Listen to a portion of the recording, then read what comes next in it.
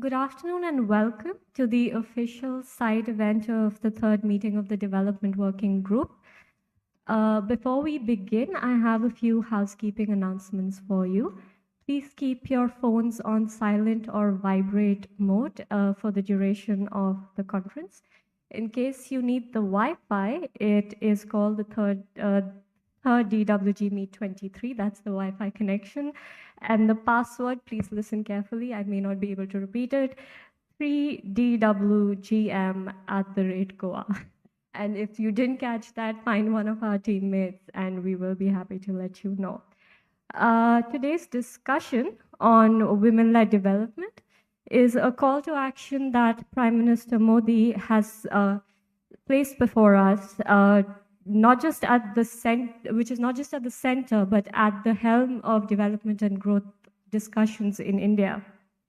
The sessions today are very special for us because they cover three major themes where women's leadership is not just necessary, but a permanent condition now for further growth. We're discussing the economy, we're discussing national security, and we're discussing climate change. These align well with how India envisions the theme of one earth, one family, and one future, drawing inspiration from the age old adage of Vasudev Kutumbakam, which translates to the world is one family. So, without further ado, I would now invite on stage Dr. Samir Saran, President ORF, to make the welcome remarks.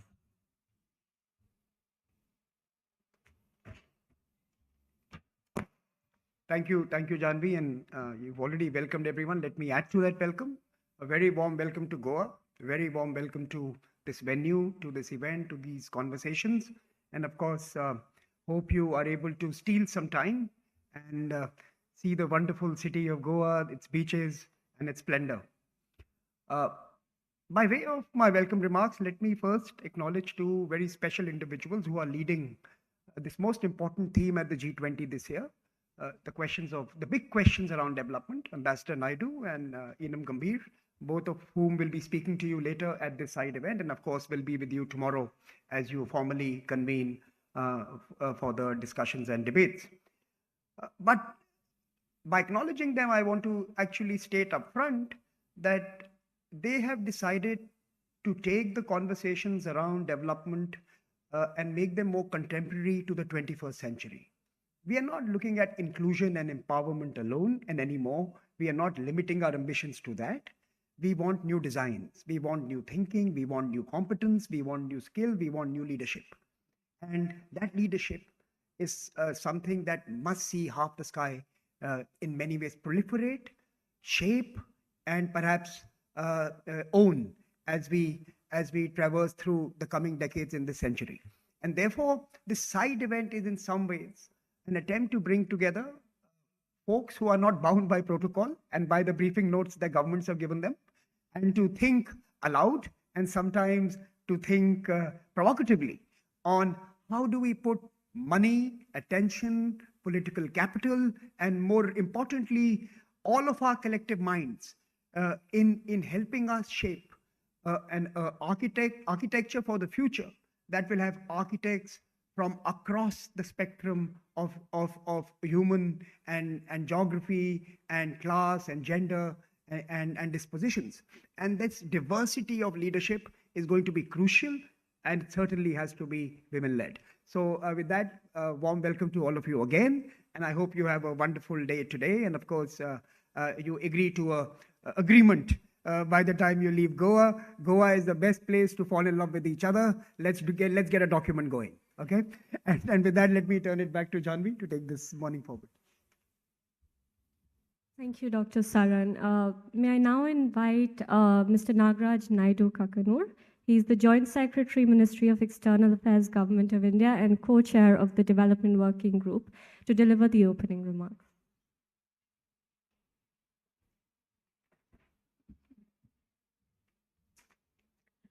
Ladies and gentlemen, a very good afternoon to all of you, and also to Goa, and very warm welcome to Goa.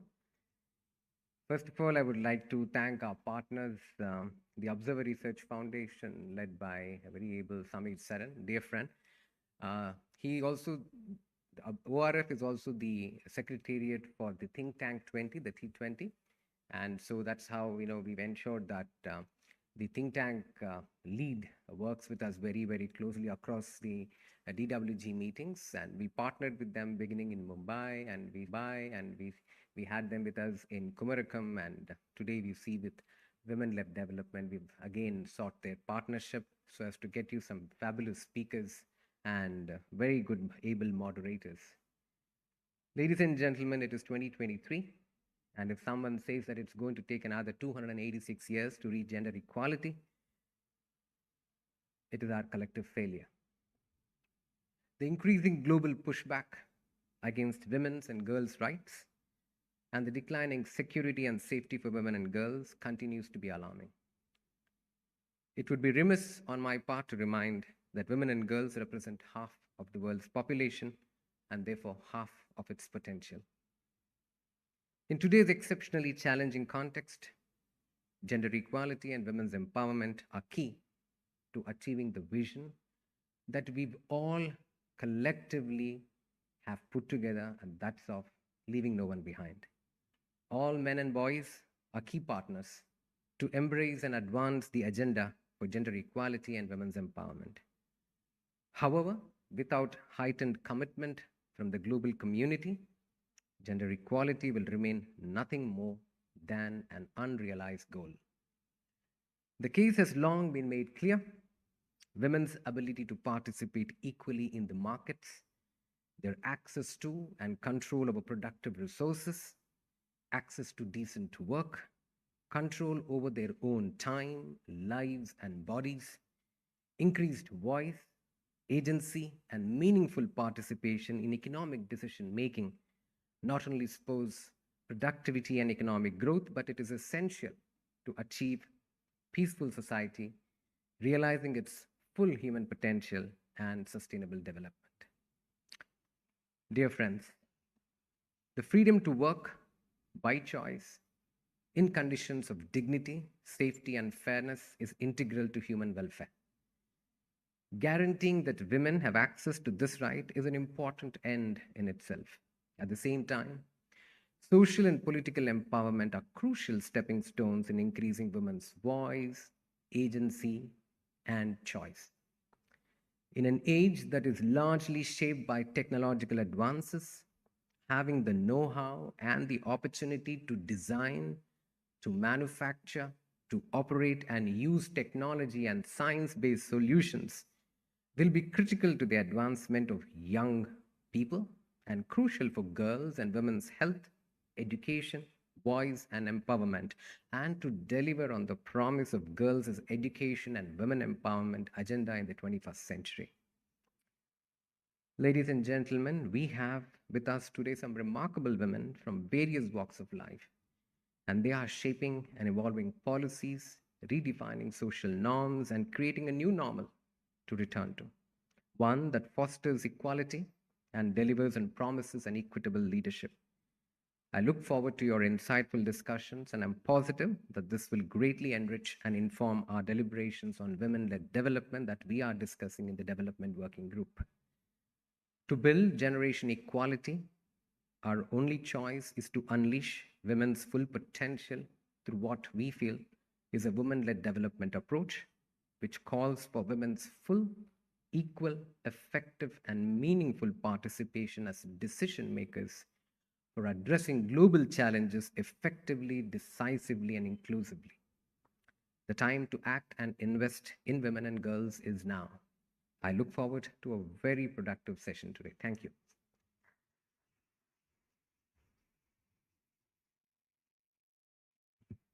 Thank you, sir, for those words. We will now move into the inaugurals to the first session on women and economy, emerging sectors, and the future of work.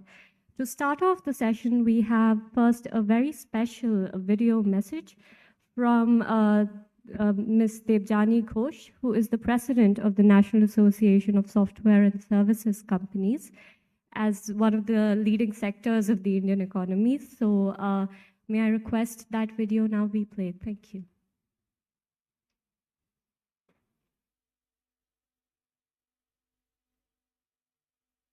Hi, everyone. And first of all, a huge thanks for giving me this opportunity to address such an august gathering and for giving me the opportunity to talk about something that is um, tremendously close to my heart. So, I'm going to start this with something very interesting that I read recently.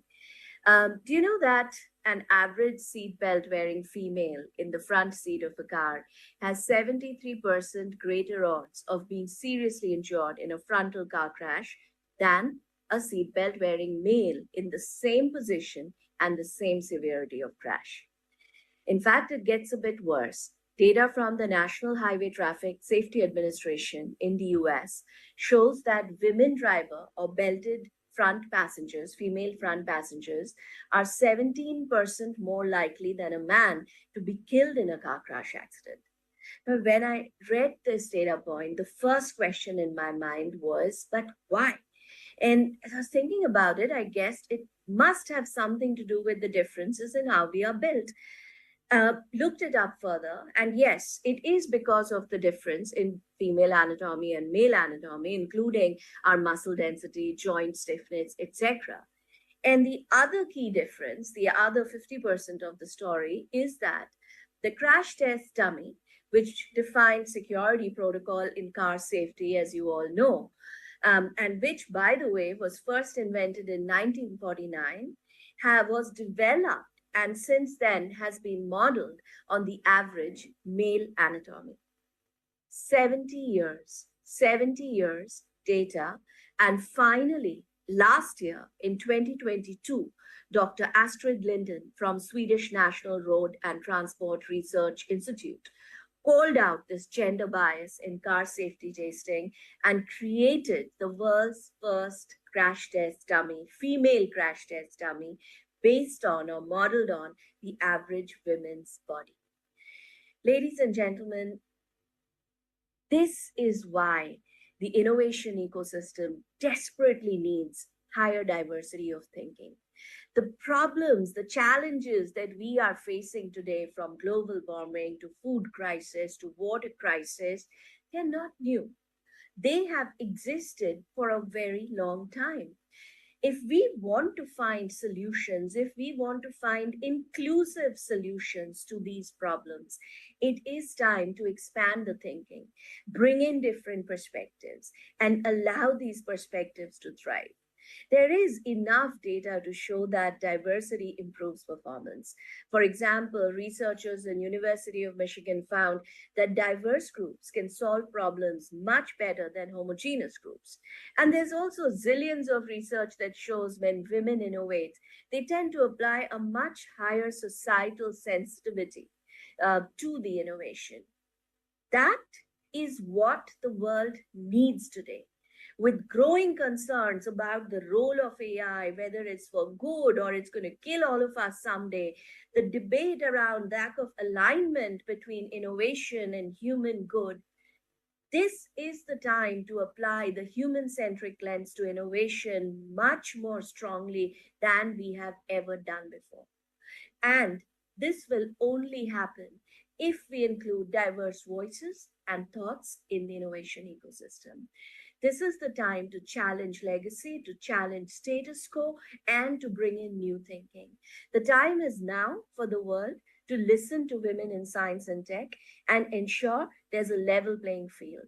It is no more a nice thing to do. I mean, I am so tired of hearing that. It is a must do for the sake of our future, for the sake of our planet, and it's a must do for economic growth. And one of the best examples of that is the industry that I represent. I come from India's tech industry, and I'm very proud that we are one of the largest private employers of women in India. At hiring, more than 50%, in fact, the exact number I think is around 52% of our new hires are women. And we've already crossed the 50% mark at hiring. On an average, 36% of the 5.4 million people that this industry employs are women. We are tremendously proud of it, but at the same time, we know the work is not done. Miles to go before we sleep. But we have made tremendous progress over the last decade. And that happened not by fluke or by accident. That happened because we realized early that diversity is key. It's a strategic imperative for business success, period. Every conversation I have with the CEO is about diversity and business, diversity and building sustainable businesses, diversity for building competitive advantage, for better business results. You know, and this is frankly the secret sauce for our industry and how we have been able to really bring back the women into our industry and provide them with an ecosystem where they can thrive, they can grow. Um, I would like to just very quickly share 5 lessons before I end from our industry that I think applies to the world at large. First, it's all about inclusion.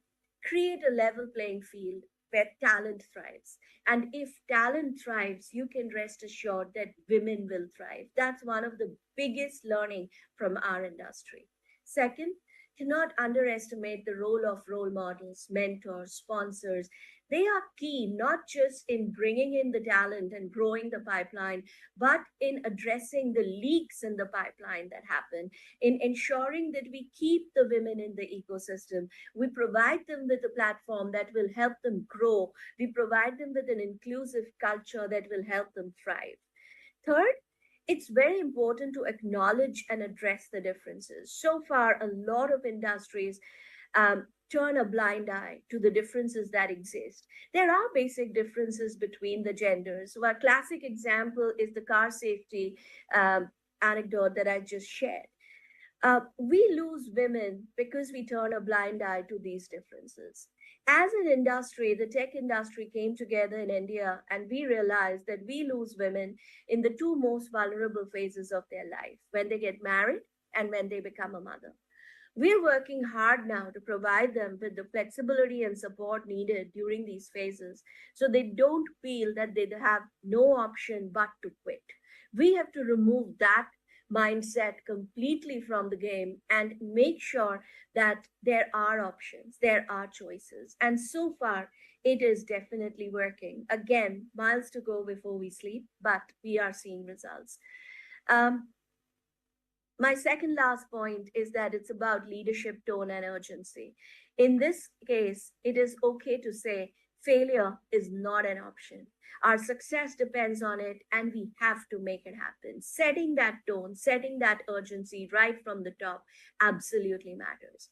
And last but not the least, it is really not about deep pockets. It is about deep conviction. It is about the strong conviction to say that we have to get this done and we have to get this done for our own good.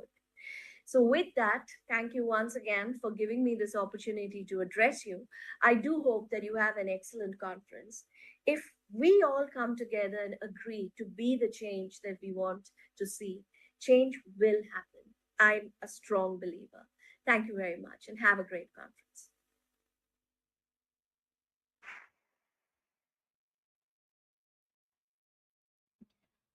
Oh, the second special message that we have is from Ms. Samantha Hung, who is the Chief of Gender Equality Thematic Group at the Asian Development Bank and leads the very important work of telling people how gender is a cross-cutting issue and not to be discussed in silos. Can we have that video? Good afternoon. Thank you for the opportunity to speak today, and apologies that I can't be with you in person. From the Asian Development Bank's perspective, accelerating progress in gender equality is one of our 7 corporate priorities, and we do this in a very intentional manner. We therefore stand ready to support G20 ambitions to champion and add fresh momentum to accelerate women-led development. The business case for investing in women is clear. It is not just the right thing to do, but there is undisputable causal evidence for economic performance. In 2020, McKinsey estimated that $13 trillion could be added to global GDP by 2030 by decreasing gender gaps. Even prior to the pandemic, Asia and the Pacific was the only region with a declining labor force participation of women. Close to 60% of female jobs in developing Asia are considered vulnerable, lower skilled, and lower paid, and at greater risk of automation. We know that the pandemic caused unprecedented job losses, with ILO estimates that 41% of female jobs were lost globally. Many economies are still recovering.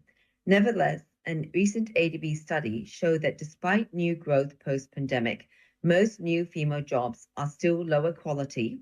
Women have not returned to work at the same rate as men and have shifted to more casual work. Similarly, in recent studies of women's entrepreneurship, more women than men reported that they were not aware of government business support schemes. So it seems that we're not yet really building back better for women, and this topic is therefore of great concern and priority for ADB. Looking forward, we need to make economies work for women and position women to be ahead of the curve for jobs of the future, which are largely digital, green, and male. I've just returned from ADB's annual meeting in Incheon, Korea, where we hosted a seminar on digital technologies and financial inclusion for gender equality. While the digital transformation has heralded innovation, the pandemic starkly exposed the digital gender divide. As lockdowns forced the world to pivot to online work, education, and service delivery, significant gender inequalities in access to technology were revealed. GSMA's latest Mobile Gender Gap Report highlights sobering statistics. Women are 19% less likely than men to use mobile internet in low and middle income countries, and 17% less likely than men to even own a smartphone. This has huge implications for women's uptake and use of digital financial services. In fact, it is estimated that countries have missed out on $1 trillion in GDP as a result of women's exclusion in the digital world. Similarly, the rapid shift to green economies is not a gender equal one. In 2021, only 62 women for every 100 men were considered green talent globally. Global estimates predict that renewable energy jobs will increase to 134 million by 2050, but currently women make up only 32% of the renewable energy workforce. So without particular attention to how women can equally benefit from the transition, existing gender gaps will widen. The 2022 World Economic Forum Gender Global Gap Report showed glaring gender disparities amongst graduates in STEM fields. Female enrollment in STEM and related careers has also declined in several G20 countries.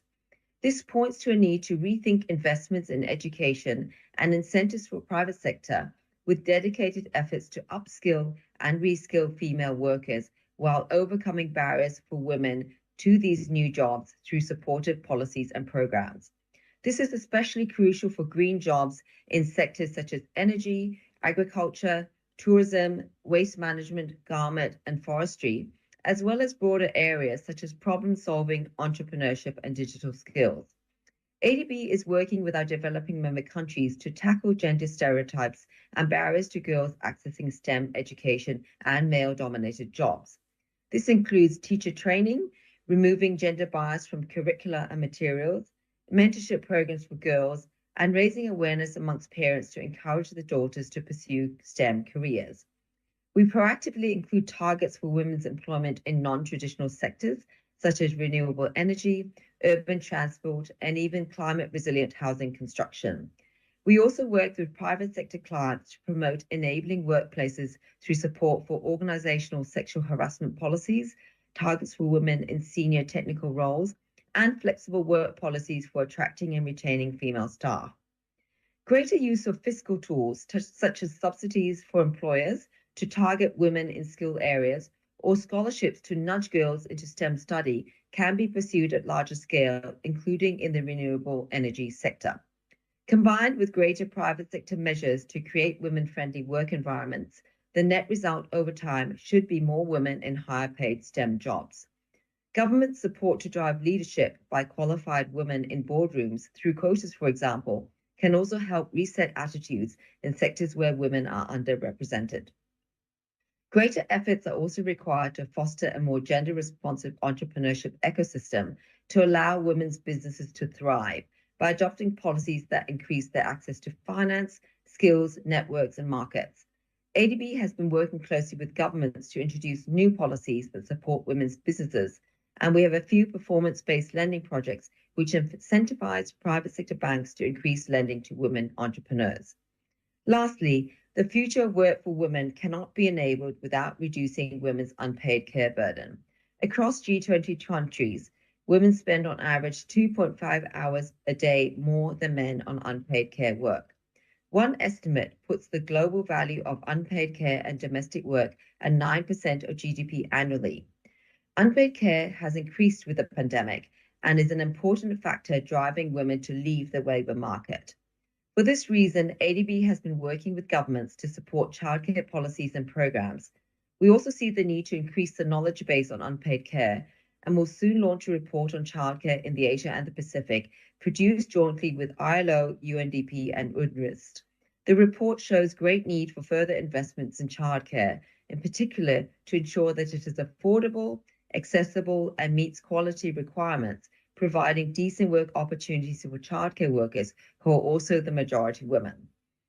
Unpaid care is an issue which G20 has duly considered over the years, and some countries have taken steps to recognize the financial burden of unpaid care or use policy tools to support a more equal sharing of the care burden.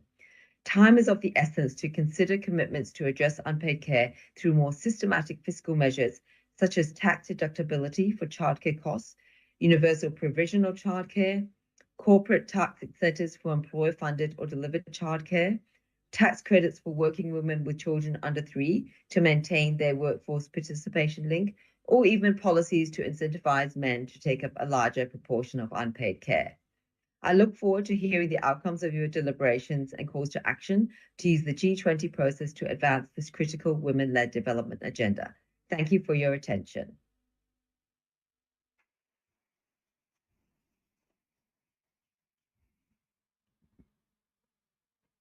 With that, I would now like to invite Her Excellency, Ms. Maria Fernanda Espinosa Garces, who is the Executive Director of GWL Voices and the former President of the 73rd session of the UN General Assembly, to deliver her special address. Ma'am.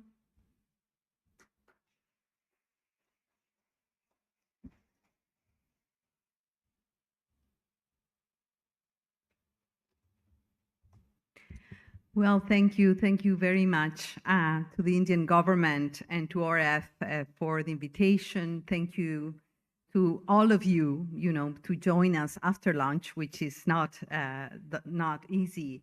And quite honestly, I would like to begin by congratulating India for making women-led development one of the central pillars of its G20 agenda. This is indeed a very significant issue, and the transition from women's development to women-led development, and that, of course, carries profound political and policy implications. It rightly shifts women from a beneficiary role to a leadership and transformative role. And I think that that's why we are here today. At its core, women-led development is about power sharing and equal opportunity. It encompasses access to quality education and resources, as well as the design of institutional policy and political frameworks that boost the invaluable contribution that women make to the social cohesion, the environmental sustainability, and the economic prosperity. And let me start by saying we are not a minority, nor we are inherently vulnerable. We are not. We comprise more than 50% of the world's population, and we have consistently demonstrated our strength, our resilience, our wisdom, and courage throughout history. So this is not new to us. We have been doing it, this women-led development, for hundreds of years. So if we were to write a few paragraphs in the G20 communique, allow me to briefly touch on 5 issues where I believe we need radical shifts, or rather major transitions that are sorely needed, not only to build a gender equal world, but also a sustainable, peaceful, and fair societies and economies. Number one, the care economy and the health sector. And I apologize for repeating some of the data and the numbers that we already heard, but it's always useful to refresh our memories of why we are here today. So one important challenge for women is related to care work. We already heard that, which is growing in demand globally. This sector, as we know, is highly feminized, with almost 80% of care workers being women. Unfortunately, care work often remains unrecognized, unpaid, and undervalued. Compared to men, women often spend 3 times more of their time on unpaid work.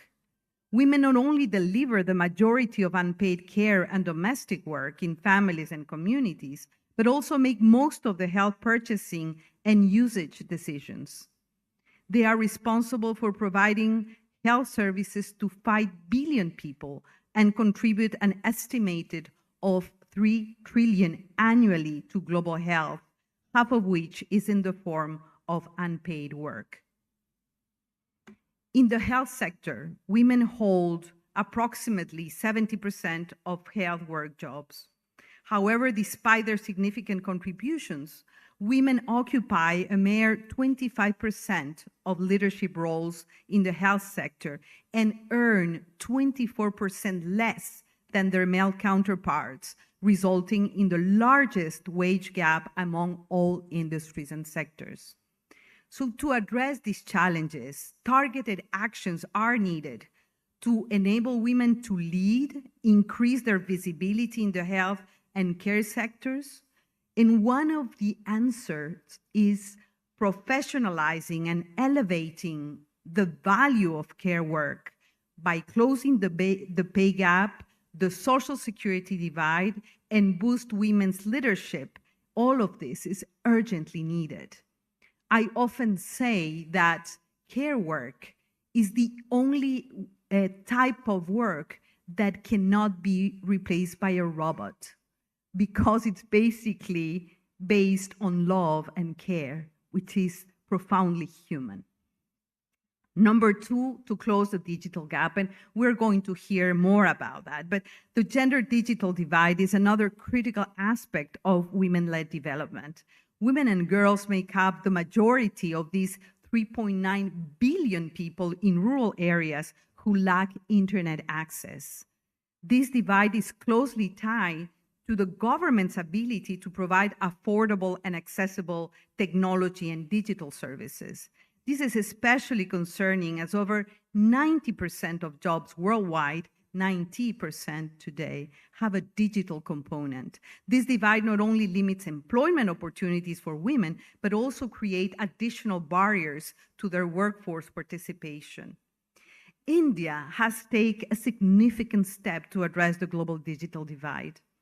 During the last G20 Bali summit last year, India featured its unified payment interface that accounted for over 40% of the world's real-time payment transactions and the opening of 160 million new bank accounts, which makes India a global leader in financial inclusion. These efforts provide a real platform for women to enter the digital financial system, contributing to close the digital divide. We need more of that, and we will hear more from our panelists about some of the ongoing breakthroughs that are happening here, but in other parts of the world, in Africa, for example. Number three is access to quality education. Not only education, quality education. Ongoing underrepresentation of women in STEM emphasizes the importance of addressing gender disparities in education at large.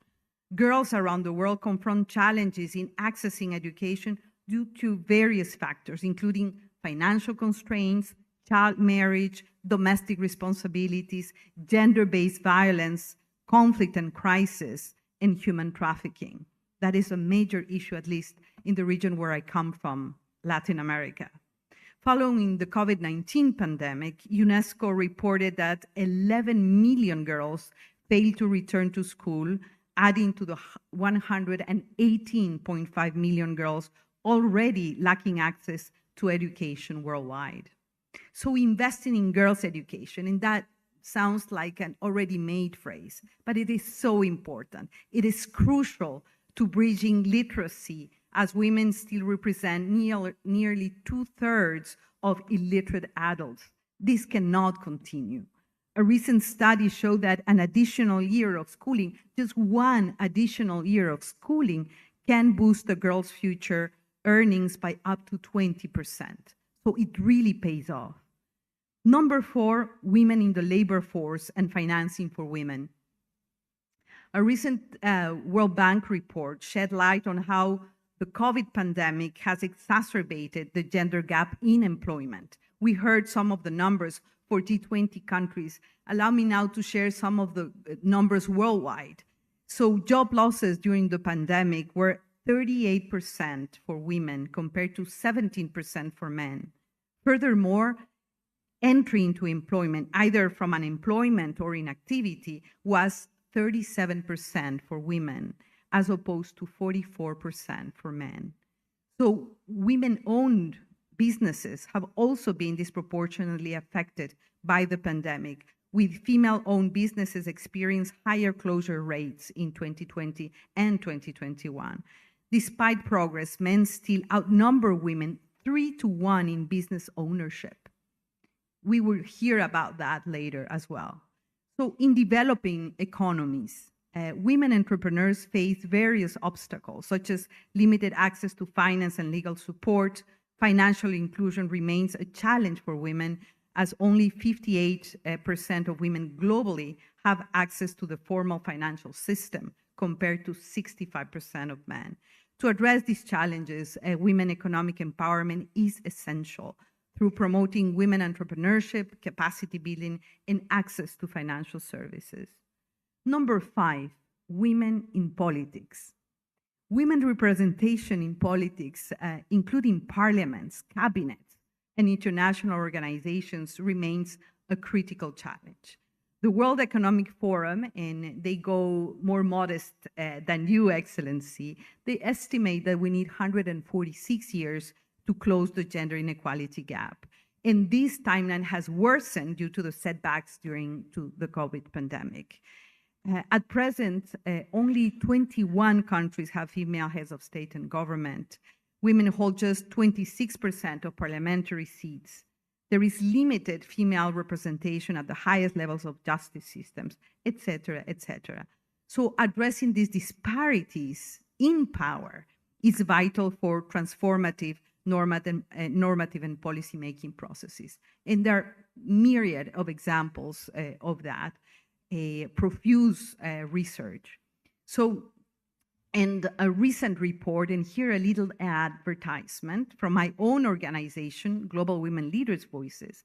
We examined 33 of the world's largest multilateral organizations, and the study revealed that 1/3 of these organizations are currently led by women, and that 13 of these organizations have never had women leaders. Only 5 of them have elected a women director just once in their entire history. And here we're talking about half a century. So we're not doing well also in the international system. And we believe numbers do matter. Promoting women in leadership and decision-making positions is a must for radical transformation of our societies and a true women-led development. As I said at the beginning, it is about power sharing and combating societies of privilege. So now coming back to the transformational shifts we need, and here a little bit of a set of proposals that perhaps we can come more in depth during the panel discussions. So I think that number 1, the importance of gender disaggregated data. I have provided several numbers, but we still need some more granular information to take informed decisions. We need to develop knowledge to inform legal and policy transformations. Gender disaggregated data can help identify and address transactional inequalities, such as differences in access to education, healthcare, gender-based violence, which is a key for the development of effective prevention and response measures. Number two, bridge the digital divide and access to quality education. To achieve this, we must develop initiatives that reach vulnerable female students and support catching up on lost learning due to school closures and the gender gap. Promoting women's leadership roles in the education system, especially in higher education, in universities and STEM, is vital. By taking these steps, we can bridge the digital divide, create a more inclusive and connected world. Number three, eradication of violence and improvement of care work conditions. We need, I think, to create safe and supportive environments for women's participation in all sectors, especially in the care and health sectors. And this requires eradicating all forms of violence against women and creating more inclusive health sector by prioritizing legal frameworks that protect against workplace discrimination and provide equal social and pay conditions for care work. Number four, women in leadership and decision-making positions. So promoting women in leadership positions in both public and private sectors is important to ensuring gender equality. Supporting initiatives that promote economic security for women is vital for ensuring inclusive and sustainable development for women. Examples of such initiatives include, and I won't go into the detail, Ring the Bell for Gender Equality and the FinEmpower project, empowering women towards economic security. And I won't go into the detail, but that there are important things and breakthroughs that are happening as we speak. Number five, women in entrepreneurship, economic empowerment, and access to financing.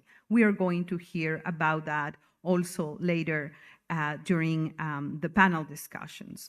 But basically, we need to foster an environment that enables women entrepreneurs to access financial resources, develop skills, and participate in decision-making processes. And that, of course, can significantly contribute to narrowing the gender gap. That also requires a profound shift in the current international financial architecture, such as a major retooling of the G20 common framework to include middle-income countries' access to greater liquidity, and also support to the existing initiatives that are being discussed as we speak. For example, the Debt Relief and Green and Inclusive Recovery Initiative and the Bridgetown Initiative. And number six, I think women have to have a say, be actors and change makers in the big ecological transition that we are to craft.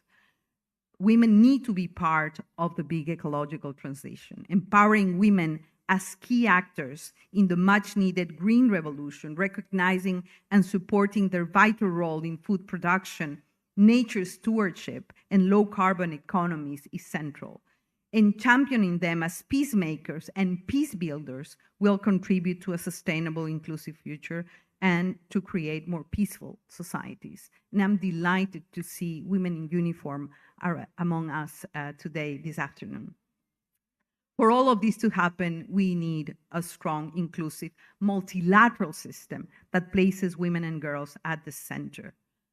A call for the active engagement of G20 countries in the ongoing reform process of the United Nations and other key international institutions, such as financial institutions, it is therefore central for this agenda. So as I conclude, allow me to say that G20 countries play a vital role to make these transformative shifts a reality. The G20 should be enablers and leaders of the necessary policy changes to design societies and economies that are sustainable, resilient, peaceful, equal, and women-led. We must remember that achieving the Sustainable Development Goals and ensuring a world free of poverty and inequalities requires the inclusion of 50% of the population as women. By working together and leaving no one behind, we can shape a better one Earth, one family, and a shared future. And the future starts today, and it starts with you all. Thank you for your attention.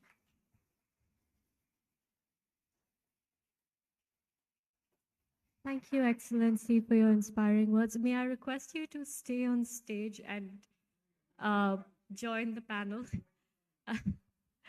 I would also now like to invite the moderator of the next panel, Ms. Charu Malhotra, who is the co-founder of Primus Partners, Ms. Bharatang Mia, founder and CEO, Girl Hype Women Who Code, Ms. Susan Ferguson, country representative for India UN Women, and Ms. Kajal Ilmi, founder, MD, and CEO of Avium India Housing Finance.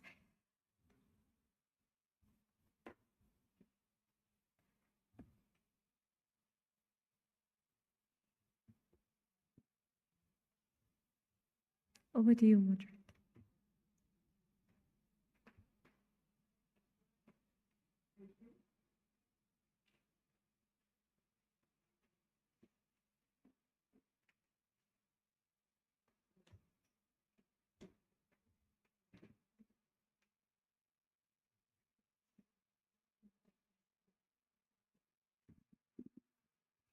Thanks. Hello, good afternoon, everyone. So women-led development has several names on the stage today. So a warm welcome, and I'm looking forward to our conversation.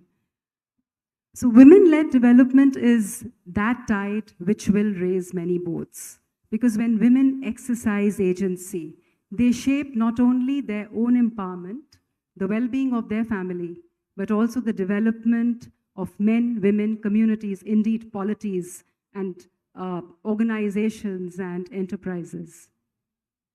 So international commitment to women-led development, especially SDG 5, gender equality, will only be realized when women emphatically and equally participate in decision-making, political, economic, social, and technology transformation. And that's in their hands.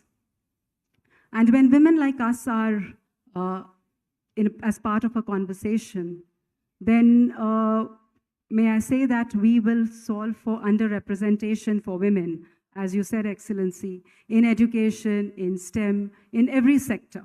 So let's get into this conversation, and we'll cover several questions today, a little more deeper, more nuanced, more humanistic reflections from your experiences and learnings from all your work. Excellency, from one of your strands that you covered, leadership, women in leadership roles, one notices absence of inclusive leadership behavior, which is exhibited towards women and several times by women themselves, which keeps them away from out of board positions, CXO positions, high profile, mission critical roles, as well as international experiences, and of course, parliament positions, ministerial positions. So from your experiences across the years as politician and as a diplomat, how can we collectively put our minds to making this one change that comes from within that says, I am a leader?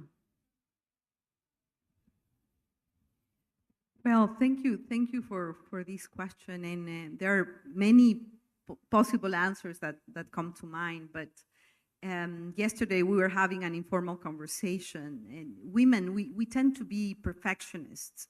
We tend to be, and we have to prove ourselves that we are capable. And believe me, several years ago, I was against, for example, the quota system. I said, no, it is about merit. And if it's about merit, we will have the places that we deserve. It doesn't happen like that because there are several cultural barriers. We are still living in patriarchal societies. Systems, institutions are designed, to have men at the top.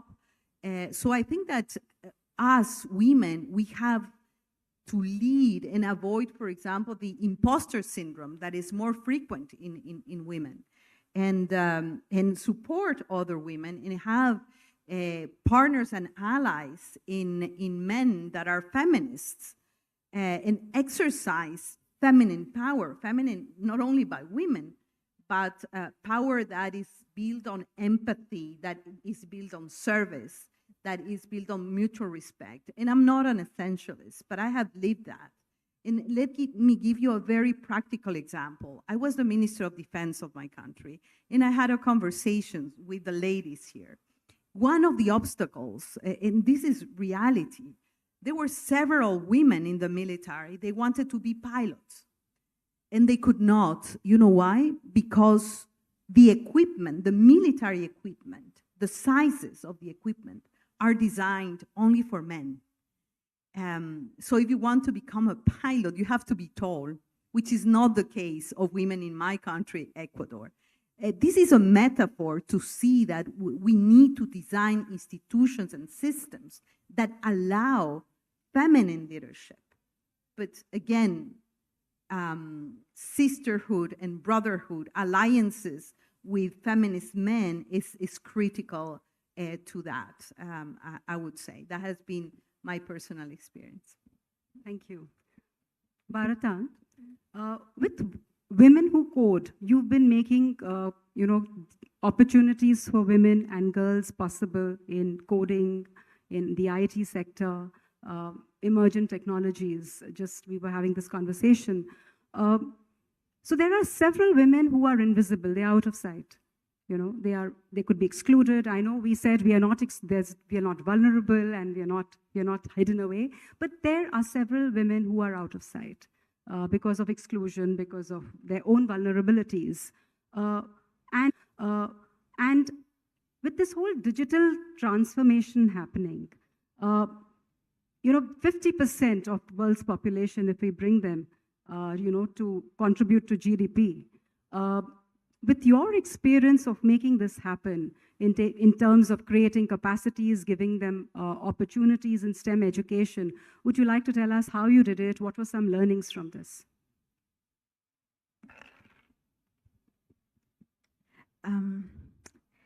So, afternoon, everyone. I was a self-taught coder. So I learned how to code in 1 hour on a Microsoft platform. And the person who did it, thanks God he did. He used to see me building a business, which was Girl Hype 20 years ago. And I used to write PowerPoint presentations to go do them to different companies to teach girls how to use computers on PowerPoint presentations every day. And because it was at the internet shop, he used to watch what I'm doing. Every day I'll pay 10 rand for 1 hour to go do presentations. So I'll pay 100 rand for the whole day because I wanted to do this.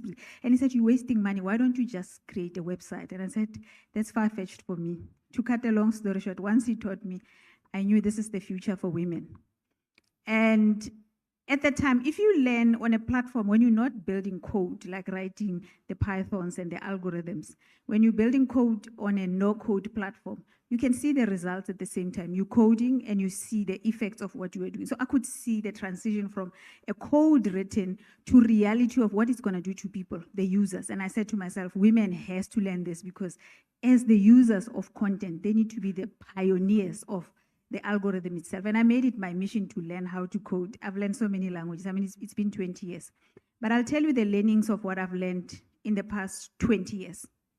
What I've learned is that what Maslow says there is that every human being have physiological needs, which will be breathing, food, water, shelter, clothing, sleep. The second one is safety and security, health, employment, property, family, and social ability. Now you can see these were written by a man. What men did, because in the beginning it was for the survival of the fittest, men decided, women are good for marriage and giving birth. So it's good that they stay home, take care of the kids, and we will go to employment. Now, if those basic needs are not corrected in this time and era, we don't live in the survival of the fittest. We don't need someone to go hunt. We don't need a very strong muscle man. We're doing everything on computers. What I've learned is because men build that foundation, even us as mothers, as everyone in the society, we train our girls unconsciously with biases, the way we talk to them, the way we do everything, to hold themselves back to think about what would happen when I get married. If I were to have a child, the solutions around a woman's life are designed by the society, and that's very bad. that we need to address. How mothers speak to their children, how the society has, because we live in a society that doesn't expect a woman to stay home. The third structure of the needs is self-esteem. Now, that's a big one. There's love and belonging in between. That anyone can get. Self-esteem. If you do not have the financial stability, if you can't be employed, which is job opportunities are in the tech space now, and most of the people, when they get to the job market, they are expected to use a computer. Even if you start a small spaza shop, in South Africa, we call them a spaza shop, you have to capture data. How are you going to do that if you can't even touch a computer? If you can't afford to buy one? And that is what I feel like is holding women back to going into the tech space, because they're thinking everything is expensive. I don't know how to. That self-esteem, boys are born with it. Who said that? No such thing. It's because the society, the way we buy toys for boys, the way we do everything for them is structured in a manner that they are the computer whizzes. Then the last part, which is self-actualization, which is playing a big role in our society. When I started Girl Hype 20 years ago, Mark Zuckerberg was sitting in Silicon Valley starting Facebook. And someone was writing a code for LinkedIn. If you look at where I am today and where those two companies are today, huge difference. Because they're building from self-actualized. They don't need to build from the basics of property. What? I need this, I need this. They are building from what would happen if I were to write a good code to connect people? Who said we needed that? But it was self-actualized. It was fun for them. It grew from that to becoming something bigger. Look at what Baratan did. I looked at the basics of what, and that's how most women will look at what do women need for them to grow. A woman will build a business because there's going to be an impact in the society. There's something that's needed to be solved. They solve issues and they build tech. Men build tech and they force it down our throat. And that's the problem we have. Men have been creating technology that has no use now at the moment. Now, what are they doing? They're bringing AI. In closing, I'm going to say, for me, the recommendation is we have to teach AI. So what we do, I've been teaching girls how to code for 20 years. Since last year, we're teaching them AI. We purely teach AI because we've also learned that what happens in the skill sector is men have 50 years to learn a skill. They're in parliament, they are presidents, they are everything. And then 50 years later, they sit and decide, no, we need 20 women. Let's teach women how to be presidents. No. At the moment, it's AI. We're not going to wait for men to know AI and teach women AI. We're teaching them what's relevant now. Baratang, how old would these women and girls be with whom you have been coding? Anybody who's age 6 can code. So we start from age 6 to 65. It depends on the needs. At a girl who's age 6 to age 24, a 6-year-old to 15, they just want to explore. Like we're giving boys cars to play with. We also need to give girls that. Not dolls. It's okay. But they must break it apart. And will this be in the school curriculum? That's built in the school curriculum. And one of the recommendations I would say is for policymakers to know that now when you write a curriculum, that curriculum that takes 7 years to build, it's a waste of time. Because if you're clever like me, I think I'm intelligent enough when it comes to computers. I've already taught my daughter who's at uni how to plug her question on it and a computer on an AI plugin, and it will give her the whole essay. And the lecturers are sitting there asking themselves, how did she get it right? But so the one we need to teach them is to problem solve, to say, the computer has spit this out, but whose data, whose perception, who wrote that, and who is it representing? Because I'm a Black South African woman. If you go on the internet and you Google that, you're going to get a lot of garbage. It won't represent Baratang intelligence coding. It's going to represent a reflection of a white man sitting in Silicon Valley and what they think of Africa and what they think a Black woman should think. And what about their career progression? I mean, did they get placed? Yes, so what we do with the girls is when they are young, it's for high school so that they can go study computer science. And then when they are not, when they finish, we've got a program for out-of-school programs who are graduate or people who studied any other degree but they did not study computer science, or because also technical language is very complicated the higher you go, like we speak in quantum computing and all. So those ones that didn't study, we're not preparing them to consider that. We say you've already here, you either married, you have children, you have but the job opportunities are here in tech and you want your stability. Take either project management, business analyst, opportunities that they wouldn't normally consider. And we get them mentors, we get them women in the industry to spend time with them. We have a suit club where we see if I'm wearing a male suit. We get them to wear suits that makes them suited to feel that they belong in the space. And then we have women who are in business. And we did the project with the UN. Fortunately, they were testing the model. These women are informal traders. They're doing transactions every day. Some of them are single mothers, but they can never bank.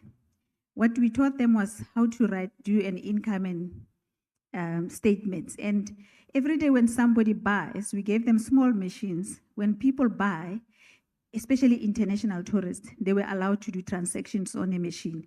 And we taught them how to take that and translate it on a computer, basic Excel, write it every day. And at month end, we should just show them basics on how do you add, what is your income, so that when somebody says, what do you do? And you say, I sell cakes on the street. And you can say, I also have a bank statement. So they could open a bank. We taught them basics of why is what you are doing not irrelevant. It's a business and it's adding value to the economic system. And because everyone is digital, you also have to be digital. Right. And just to give them dignity, I don't know. I don't think anybody in this world walks around thinking, my daughter, my sister, my aunt doesn't deserve dignity. You can give anything to anybody. Once you strip their dignity away from them, you've stripped them humanity, and we need to stop it. Really. Right. Let me take what you just said, and Susan, let's expand on it with your experience. So it's been found that 10% increase of 10% educational experience actually results in increase of 18% women-owned businesses being set up. I mean, that's the kind of research that is happening. So with your experience and your intersections with policy and your work and programs, social programs, and we were talking about the investments that you're bringing into skilling, into STEM education. Would you like to, Baratang shared a very interesting, very practical application of the work she's been doing. Would you like to share your insights as well? Sure. Thank you very much for the opportunity to do so. And I was really struck by where you finished there on dignity and human dignity. And I think you're absolutely right that so much of what we're trying to do is to recognize the dignity that we all have. And I think that, of course, having a job does give dignity. And, I'd like to say I really appreciated you talking about the issue of violence against women and girls as well, because I think what we've found is that no one thing can unlock women's empowerment. You can be educated or you can have a job or whatever, but there's not one thing will make the difference. So I grew up with the development idea that, education is that one thing, and I think it's incredibly important.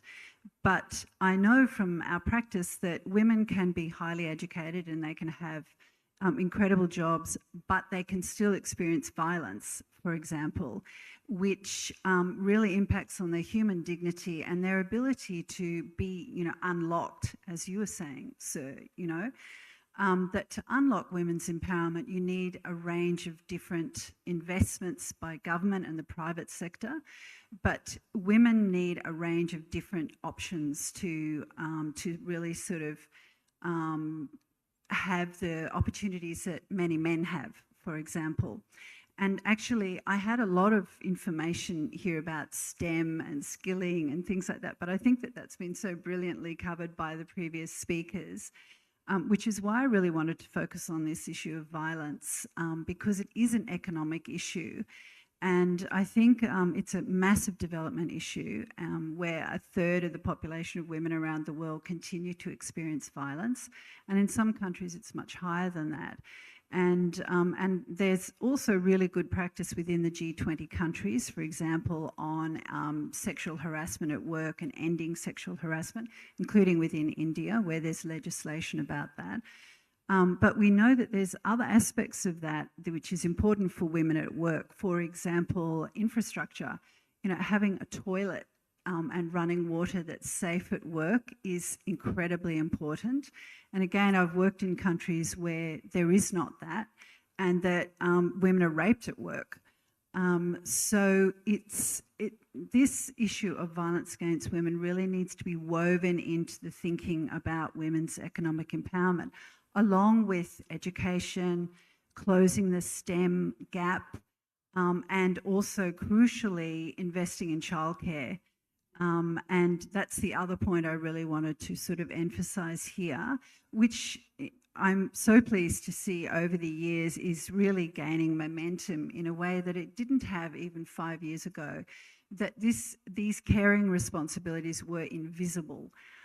They were just what women did, and women often did that, and they sold cakes on the street, for example.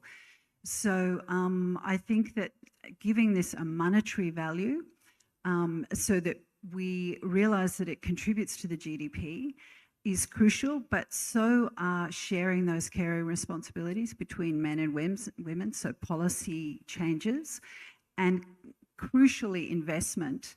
Childcare doesn't really just happen. Well, it does, women do it.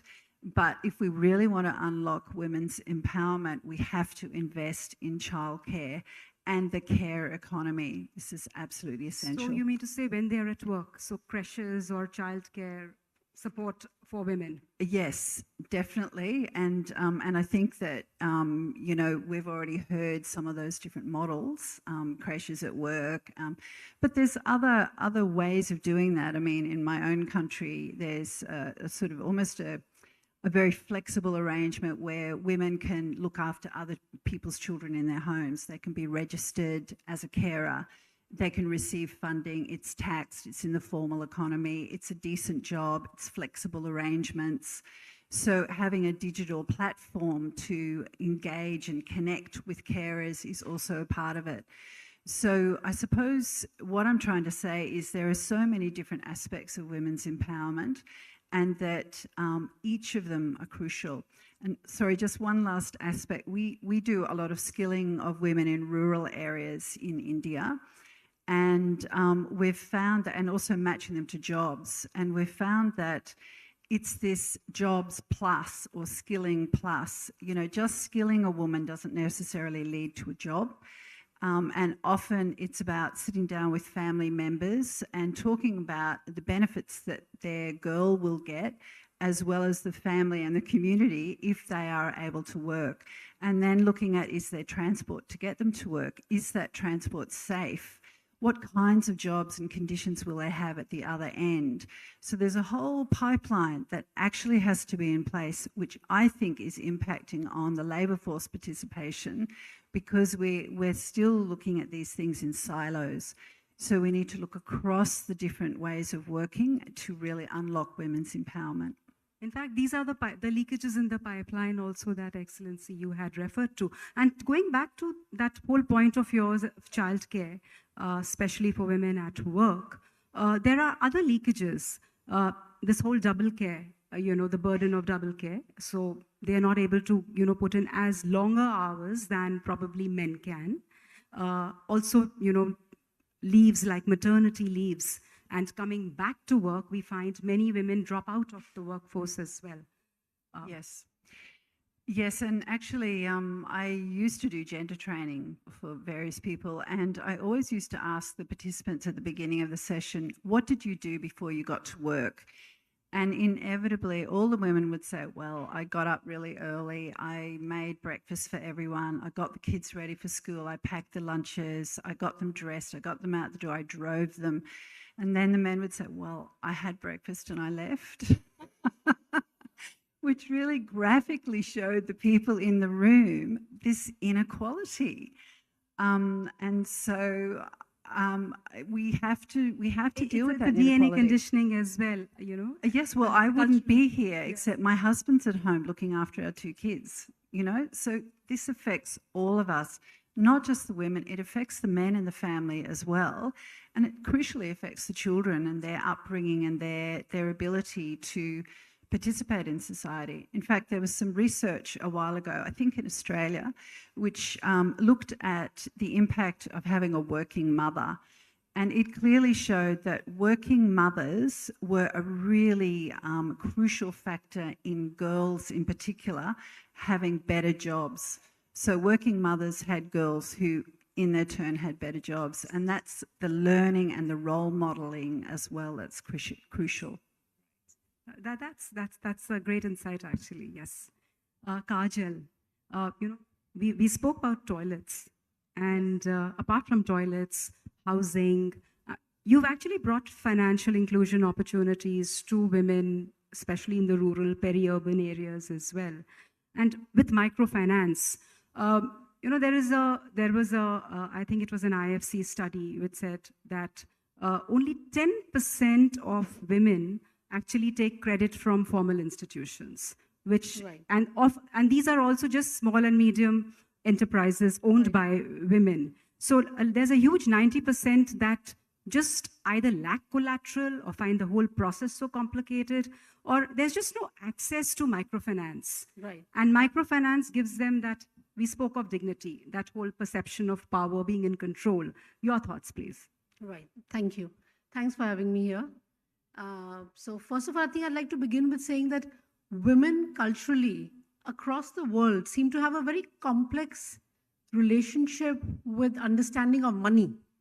So for a second, I would just want to go back to basics.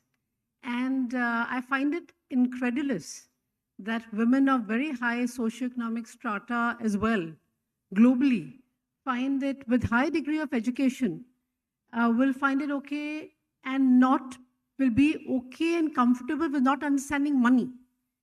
So which I think is as important as STEM studies. I mean, it does make the world go round. So it is, whether we think it's a complex relationship or whether we think it's culturally acceptable for a person of the female gender globally to even say that I don't understand money. Is that because we've culturally conditioned the female gender that this is okay? Because very rarely would I come across professionally accomplished men who would actually say, regardless of which country they come from, to say unabashedly that I don't understand money. So at the fulcrum, I think understanding of money and finance in particular should be a rudimentary understanding across the socioeconomic strata of all women.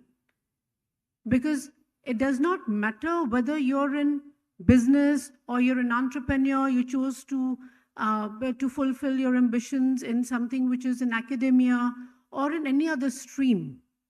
It could be pure sciences or it could be bureaucracy. But not understanding money and finance is giving all your power away to somebody else. I think that is a fundamental truth to begin with. So for me, it begins with that we need to be making it culturally unacceptable for a person of the female gender to say that she does not understand money and finance. Because the minute you think it's okay to say that sentence, that means you've handed over the power to the men in your family to begin with.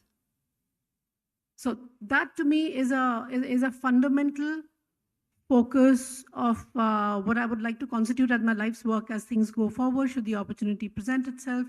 And we've walked this talk every year. We started Aviom in 2015 and early 2016. So we're in between microfinance and housing finance. Now, microfinance conventionally does loans of about $200-300 US. And we found that most women to turn entrepreneurs needed about $3,000-4,000. So we in India upped the ante. We found surrogate underwriting ability to underwrite that ticket size for women. And we put women at the center of the loan. and we put financial literacy as a must to get that loan. So we were very clear that we are not a charitable organization. We are not an NGO. And to be honest, we don't even receive grants because we also choose not to. We're a for-profit organization that works in social impact. And I think going forward, that is a way to go big. And eventually for financial organizations, it'll be either go big or go home. And social impact companies in finance, it's too important a role to leave to the bylines of business and society. For social enterprises which are financially profitable to become mainstream, women have to understand finance and money. It must be made completely unacceptable at all flora and faunas to at least, not have a basic understanding of what a ROE is, what a return on equity is, what a ROA, what a return on asset is, how listings happen. You may choose not to participate in any of that, but for everyone to get their power back. So tell us, Kajal, your work with the women and Yes. when they actually became empowered. Can you just take us through very, very briefly a snapshot of the impact that you had? Sure. Like for instance, even we live and learn. We have about 120,000 women that work with us. 60,000 we've given direct loans to. About 60,000 they work with us as our partners, and wherein they're paid by the company through the formal banking channel. What would be the profile of these women? A socio-economic profile? So just to make it as micro clear as possible, they come from a combined household income of about 20,000 rupees. And the main earner in that household would earn about 8,000 rupees. They're all in tier 2, tier 3 India. Surprisingly, literacy levels over the last 10 years have really gone up. So that is something that I think all of us, at least in India, should be very proud of. So there has been a milieu of various schemes and maybe the changes in society as well. So, and we work across 12 states. So my learnings and my companies and my team's learnings are not on any particular region. So with 12 states, we work right across from Telangana, Andhra, or Karnataka, or right up till Madhya Pradesh or UP. So it's across different So with the regions. microfinance, and this would be my last Housing point finance, to you, right. so housing finance, what is the change that women saw in their lives? So if I can just take a quick minute, I was sharing with some of my colleagues that a couple of the international governments had done an independent study with translators. It was the US government actually. They did an independent study because they're also one of our funders, and they used translators, and some of us were there. And they asked some of the women directly that, why do you work with Aviom apart from the money that they give you? And like I was sharing that, we've become so cynical also. I thought that some of the ladies were just going to say, oh, I can pay the fees, or I can pay for the electricity, etc. And she just got up in a second and said, of course, she said it in Hindi, but loosely translated, she said that because I feel like a person. I think that about sums it all. That she said it in Hindi, which she said that, mujhe lagta hai main bhi kuch hoon. So which in English really means that I feel like a person. And that to me said it all. And that has been, we're adding about 5,000, 6,000 women across on a monthly basis. So more power to you and your Yes. army. And so as we've seen that women is a single group, but it's not a homogeneous group. And especially in countries like ours and similar, economies, we have urban women who are empowered. We have urban women who are not empowered. They're homemakers and empowered. We also have rural women. We have, people from indigenous groups. We have women farmers, and we have women in uniform, and we have women in medicine and across. So one voice that one heard, when talking about the kind of support they need from schemes, especially, education, financial schemes, interest subvention schemes. And it was interesting to know there's a group of urban women said, can policies be made for us which are not clubbed with other social groups, not deriding the other groups, but said, we are at a very different stage in our growth and development. So there are rural enterprises, there are social enterprises, there are pure play economic enterprises, and development and growth will ride if we take all of them to the next level.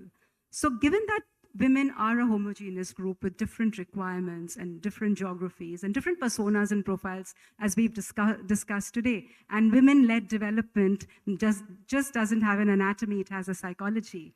I'd like to just, as a closing piece, a recommendation or a proposal or two from each one of you to come to the close of this session. Excellency. Well, okay, and first of all, you are so right in saying that women, we are not a monolithic, equal whole, but we need different things in different geographies, in different income and power realities, and in policies and normative frameworks need to be tailor-made. But I would say perhaps 3 headlines, since you asked for concrete recommendations. I would say, number 1, I would call it Mind the Gap, which means affirmative action, conscious and deliberate inclusion policies to bridge the women inequality gap. And that includes digital, STEM, quality education, financial services, power, and leadership. Number 2, the headline would be more women in power, definitely. Political participation at all levels, from the communities to the local government level, to the global international multilateral scene. I just shared the incredible numbers of looking at all the international architecture and looking at us. It's not good enough. It's really not good enough, and we need to do more. Parliaments, cabinets, governments, everywhere. We need more women in power if we are 50% of the world's population. And number 3, I would say, and that's of course a bias, but we need a multilateral system that delivers for women, that embeds, that mainstreams, but at the same time sectorializes women. And with that, I mean that, of course, let's have women discuss women's issues. All issues in society are women's issues. Peace and security is a women's issue. Macroeconomics is a women's issue. Science is a women's issue. All issues are our issues. That's why I'm saying about the mainstreaming. But at the same time, I said sectorialize. And it's a paradox, but it's needed. We still need this space to address all the inequalities and all that needs to be done society-wise to mind the gap. So these would be perhaps the 3 things, and I would repeat: mind the gap, more women in power, and a multilateral system that delivers for women. For me, it would be leadership. We really need to get more women in leadership. And just be clear, I'm not saying we should find competent or what. I'm just saying if there's a chair and there's 6 people sitting and they happen to be male, go find 6 females. Train them, teach them what is needed. Even if you have to educate them when they are age 6 to 54, it's okay. Men had centuries, billions of years to do that. So let's stop saying they are not qualified. There is someone qualified to be trained. The second one would be engage diverse stakeholders. Diverse stakeholders meaning women come in different forms in terms of economical empowerment. Everything else, we all women, but economical empowerment is so challenging and very different from a woman sitting in the rural area or a woman sitting in India and a woman sitting in South Africa. There's so much dynamics. And through reports, have webinars, everything that needs to be done to get this. I'm going to talk about tech because I know it very well. You know, we run hackathons. No man who's been in a tech industry can tell you that. I've never been at a hackathon. Hackathon is where you network, where you make friends, where you learn how to code. There's a code mind, and you can only reach it if you've coded for 24 hours. If you haven't, if you've coded and you've coded for 8 hours, you don't have a computer mind. It develops. Now, we want these girls to go to hackathons. And I go to Asisipo, it's a person. So home and I say to her father, let Asisipo come to hackathon. She can't. Why? Because somebody's going to rape her. Is it safe environment? His valid reasons are fine. Asisipo comes the following day. The hackathon started at 8 o'clock. She arrives at 11 o'clock. Why did you arrive at 11 o'clock? I had to take care of my sister. I had to drop her at aftercare. My dad was at work. It's weekend. Why are you taking care of the children when you are a child yourself? And then, okay, it's fine. We go to the parents, we talk to the parents. Stop making her take care of the kids because it's important for her education. It will change your situation from living in a shack. We have a whole discussion. Okay, it's okay, I'll let her come. The following weekend, she comes. I say, Sipo, why are you so moody? I don't have my pets. I don't have this. They can't afford it. What is your problem? You have problems every week. She didn't ask for those problems. Then as Sipo finished matric, she goes study computer science at UCT. She works for Microsoft now. She's moved her family out of poverty. Her brothers and sisters are living on her. What is this? Black tax. Why are you paying for all these people in your life, which is some with the government? When is a woman going to be relieved? And I think it's because we haven't spoke to all different stakeholders. You to come and talk to Babaratang. I've passed all that all my life to get myself out of that situation. Now I'm an affluent woman. How do I get to this? In my country, nobody invite me to the G20 event. Then India decides, let's invite Baratang. And I come here and I need to speak about South Africa. And then somebody in South Africa is saying, why is Baratang talking about South Africa? It's different dynamics. And we have to get it right. For me, that's the two. The last one is minding the gap. The gap is too huge. Too huge. We can't say there's 289 years, 100 and something years. No, it's not. It just takes people making a decision. And stop minding about profits. Worry about humanity. It's just being human. So I also had, I called it closing the gap. And so very similar recommendation. There are these really obvious gaps, the gender wage gap, gap in leadership, range of different things we need to close. And I think we now have the data to know what's going on and to know what to do. And I think that all of the, your keynote speech and Samantha's and, others, there is so much data saying what the reality is and what we need to do. It's really now the time is to take action. And lastly, on finance, I think that unless governments and the private sector put more money into some of these issues, we're never going to get anywhere. And so I know that ILO has done a study looking at if each nation spent 1.5% of their GDP on childcare, we would have universal access to childcare. So that's actually quite a small spend, given that we would then reap the returns of that are enormous and would add many, many more points to GDP growth. So my pitch is we need to spend a particular amount of money, and it would be great if G20 countries could agree, even 1% of GDP on childcare and caring in general for older people as well. Thank you. I just have one strong recommendation, is that governments, regulators, all the DFIs and multilaterals and academicians, please do direct studies with the women on feet on street before you make policies. Because my strong recommendation is when people who are too alike keep meeting each other and we all keep talking to each other, we are not addressing and we are not meeting the people for who, the women for who we are supposedly trying to give a hand. I find that globally there are many, many conferences. There are extremely learned people who are all talking amongst themselves. But the people, the women, for supposedly whom we are giving that hand to, are not getting their chair at the seat of the high table. How about we call the women and get their representation and give them the seat of the high table instead of the same 10,000 intelligentsia globally having the same conferences and meeting each other at the same conferences every month. Thank you.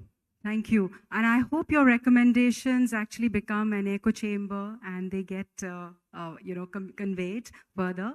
And another one from me, as long as we don't interlude women development and women-led development as part of our policies, but we actually enact them with outlined processes at the back of them. Thank you so very much for this conversation and for having us here.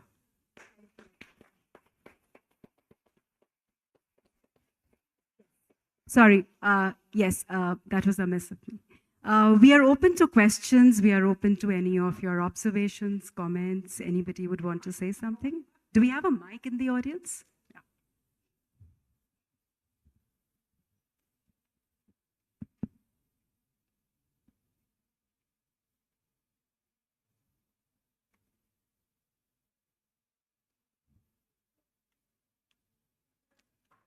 Do we have any raised hands?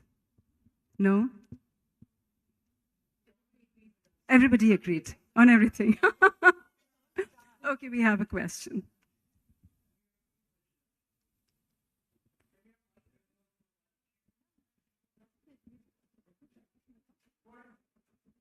Okay, okay. Hi everyone, I'm Albina Almeida. I'm a student at Goa University School of International Relations and Area Studies. So my observation about women that we are talking about is it's nice that you have brought out a lot of points on what the government should do, on what groups should do.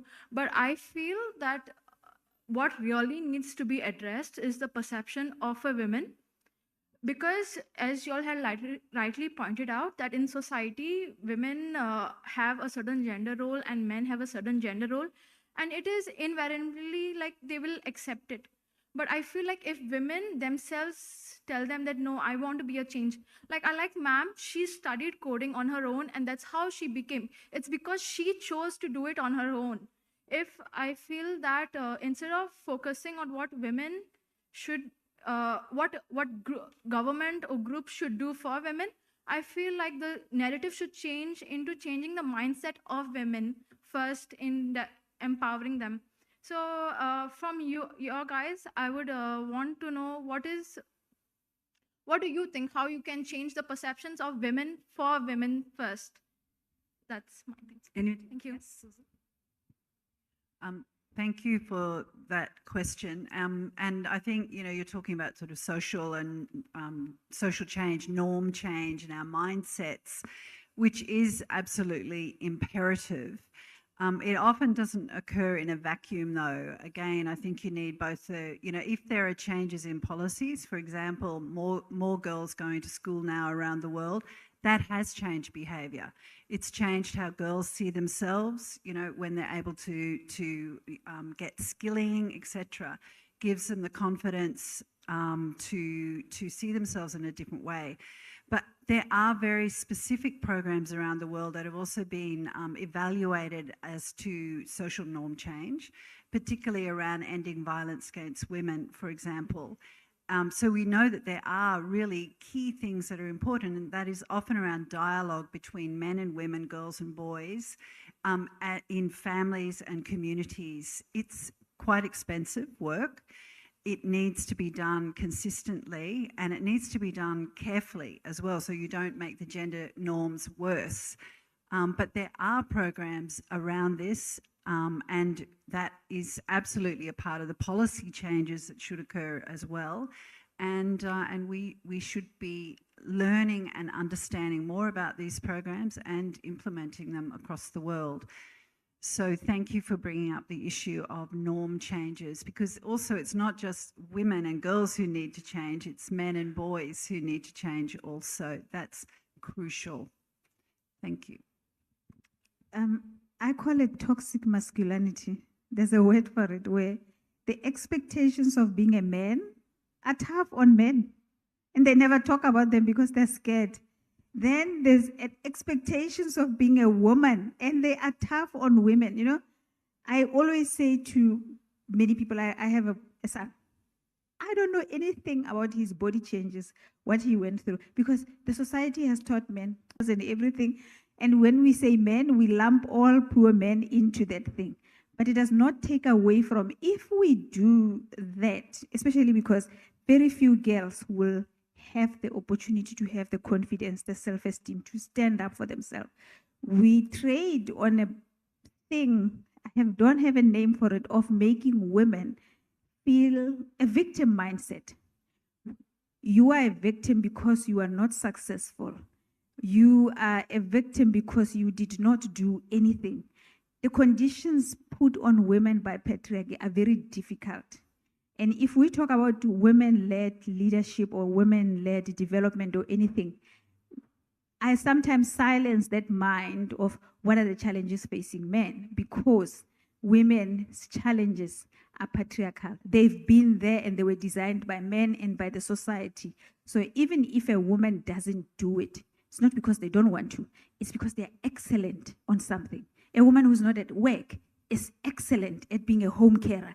A woman who's not a leader is excellent at making coffee or cleaning offices. However, the society hasn't come to that point of realizing that we are all just human beings playing our part and we're all excellent. We just have to be paid equally so that we can all live equally if we were to do it right. But we need to respect that, because the moment we say, what are women doing? They become victims immediately. It's like, what were you doing when he raped you? Were you wearing a short skirt? Were you wearing... Then the problem is a woman immediately. And I always say, let's shift from it. We just have to empower women, make positions for them. The next generation, 20 years from now, will talk about how do we balance this. At the moment, we need to correct the stats and the quota. We need to do that. Do we have any more questions? Well, thank you for your leadership and engagement. The International Labour Conventions have played an important role in gender equality around the world. Now, when it comes to unpaid work, including in the care economy and in households, would you see any value of normative action, including towards a convention on paid work, on unpaid work? Thank you. Yes. I have my own, because I care. In my 20 years of Girl Hype, there's 5 years that's missing. And that 5 years is because I had to raise my children. When my children became teenagers, it was important for me to sit at home and say, no, you're not going anywhere. What time did you arrive? What are you doing? Because they were developing themselves and they were beginning to be too difficult. So I ran a business from home. And in that period, I lost sponsors. Now, when you lose a corporate sponsor, it takes 20 years to get it back, because they don't trust you, period. We've given you an opportunity and you didn't deliver. The second thing was, because I was working at home when the trend of working home was not real, I walked into a meeting. In fact, when I had my third daughter, I walked into a meeting with a baby, and everyone, including a woman, thought I've committed a crime. So I think we need to look at it not only of taking care at that gap that exists when a woman goes into a marriage, when a woman goes, the Excellency spoke about it very well. That's why I didn't want to touch on it. But that gap is the reason 20 years later, my business is not, because I started it at a young age, it's not as developed as another man who started the business that time, because I had to take a gap for raising my children, for being a contributor in my society. And if you do it, home caring should be a profession. Those women at home, before they say, I'm taking care of a child, we have a sick society, because the society is telling all the girls that, you know, the mother who's not educated is really looking forward to their child getting married to an educated man. I don't. I tell my daughters, you have to be sustainable, you have to be strong, you have to be independent. And marriage should be the last in your list of things. But if you have it, it gives women the dignity and it gives them that thing. I belong. I'm a contributor to the society. If home caring was taxable, trust me, men will take it serious. They will sit at home, take care of their kids, and pay tax. Just to add a little bit to your question, there is indeed a ILO Convention on Domestic Work, Convention 189. I don't know, I'm not sure if I'm being precise, but there is an international normative framework on domestic work and decent work for domestic workers. And but it hasn't been ratified by so many countries. I think this is critical to have the convention ratified, but to translate the convention into domestic legislation, I think it does help. I think that all work should be remunerated. The issue with care work is that it's highly feminized. I don't know if the word exists in English. Huh? Feminized. So it needs to be professionalized, well remunerated, and a shared responsibility. It is a profession that should release women and give them more time. I think one of the key challenges for women in current world is the lack of time, our constant multitasking. So for us, the issue of time is precious, and that helps with childcare. But in general, I would say care work. Our populations are aging, and the increase in the demand side for care work is multiplying. But that work should be professional and well remunerated. And there is plenty of national normative frameworks that are very interesting to look at, and the overall umbrella of the ILO Convention on Domestic Work as well.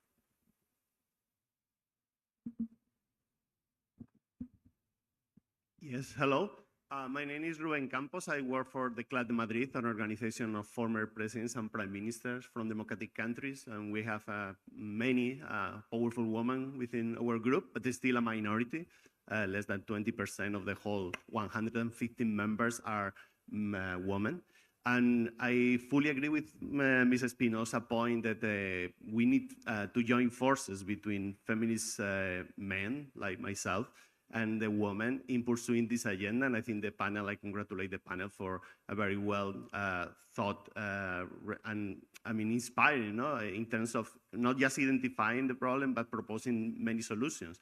My question will be how we can engage men who are in positions of power and are not feminists. And maybe they are not anti-feminists, but they are not priorities in this agenda. So how will be ways not to engage them? And maybe G20 is a really interesting platform for that. Thank you.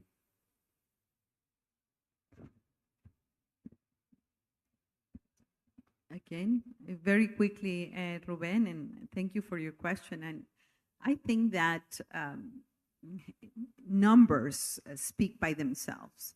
I think that gender equal societies and economies are a good investment. It's good for the economy, it's good for social cohesion, it's good for building peaceful societies, is good for I would say these are the societies of the future that we need to build. There are no democracies or institutional designs that are effective if we do not have parity and equal rights and opportunities between men and women. So I think it does make sense. It's a good investment. It's a win-win. And I think that we have to come with the right narrative. I also know of female leaders that are not feminist and do not exercise feminist leadership. So feminist leadership is not only by women. And I think we need a partnership and the alliances with men feminist leaders, and there are plenty. Luckily, there are plenty around the world. And I agree with that. I think that the numbers are unequivocal. It benefits everyone, if women are more empowered. but I think also there's quite a lot of research showing that men benefit directly also because their gender roles are also expanded.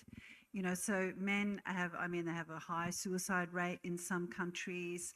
There's a lot of stress related to work and sort of climbing the ladders and corporations and things like that. And actually, there is many men who may well want other alternative lives. So I think men also stand to benefit from this. And I think it is about some of the behaviour change work I mentioned is really about these dialogues between women and men about what power looks like. We all have some kind of power. We all want some kind of power. Power manifests in many different ways. So having, conversations about using that as a sort of a fulcrum have been very good at opening up people's minds as to what this could mean for them in a good way. It's not, everyone thinks it's zero sum, like if women benefit more, men lose. It doesn't have to be like that. And I think there's not enough conversations around that too. I was going to say there isn't enough conversations around that. And I think that will answer her question. She asked a question on how do we empower individual women to be strong enough. I think it's a double-edged sword. There are women who are not feminist, and then there are women who are just so focused. I want to be a leader, and they're losing their feminine energy. And the feminine energy is what empowers women. Now, other women, because you will then drag other women with you. Whilst I think for the men, something that's so strong is the health risks. Suicide rates amongst men, especially when they get to higher position, is very high. It's proven. Families, men, if they cannot provide for a family, they lose their self-esteem. And what we need to make them aware of is it's not your responsibility. It's two people who decided to come together to provide. So if you let women be empowered, we'll have women who are educated, and the burden of thinking, I'm a provider and I have to look smart and intelligent, will be taken away from them. The other thing is men will spend time with their families. I know many men who hate traveling. When they speak to me and when we do work, they will say, oh, I miss my kids so much, I haven't seen them. Imagine if we were all empowered to share the responsibility. You said your husband is watching kids.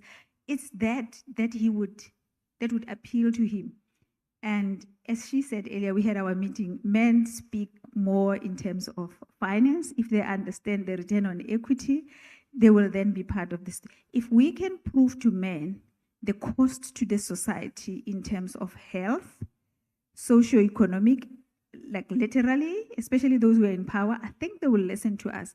As long as I say childcare, men are thinking, ooh, taking care of kids. They're not realizing it's the psychology of the society. If we're going to work with AI, with no emotions, no thoughts that are real towards the person you're talking to, it's going to impact even men who designed it, because we're losing that love, tender care in the workspace. That meeting, golf thing that they love, they have it because it's still a man thing. But once we all do it and we're all part of it, it becomes more beneficial and it becomes sports that contribute towards the wellness, the health, like women become more healthy. They don't have to pay medical aid. It's also that there are natural roles for men and natural roles for women. And we fall into those roles through socialization of, social norms. So probably we need to unsex roles. And that's what conversations around curriculum also need to be there. Yes, ma'am.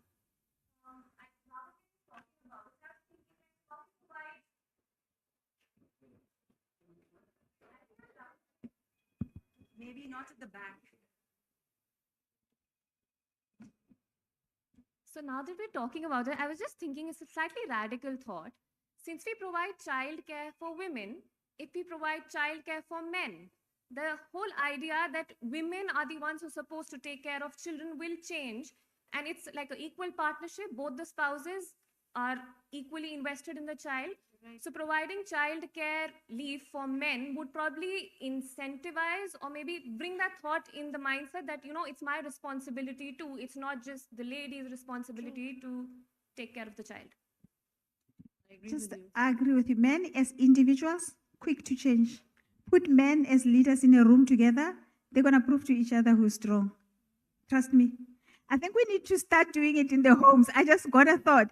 In home, it's easy. If they can change in their own spaces individually, when they meet, because now there's no who's But in the strong. legal structure, you're right, because all companies acts all over the world, they have a clause wherein a certain amount of maternity benefit, and instead of making it, of course, it has to be maternity benefit, and then there is childcare leave.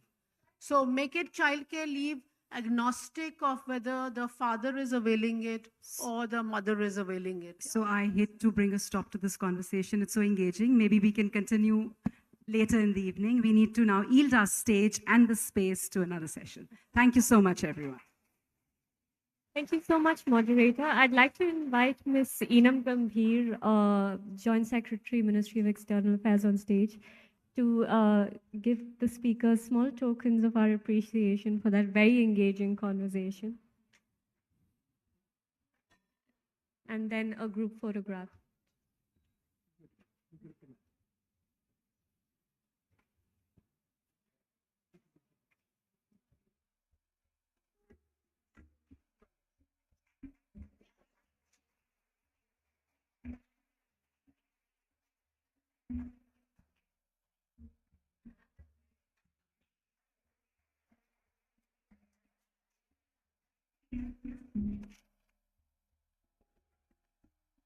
We will now have a 15-minute.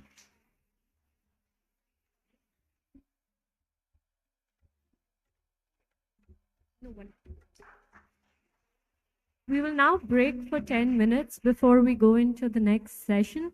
I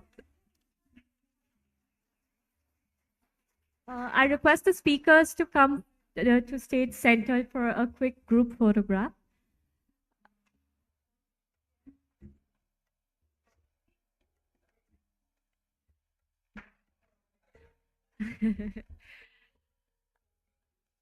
We will be back here in 10 minutes for a special spotlight session with our naval officers. Please do be back in time so we can keep.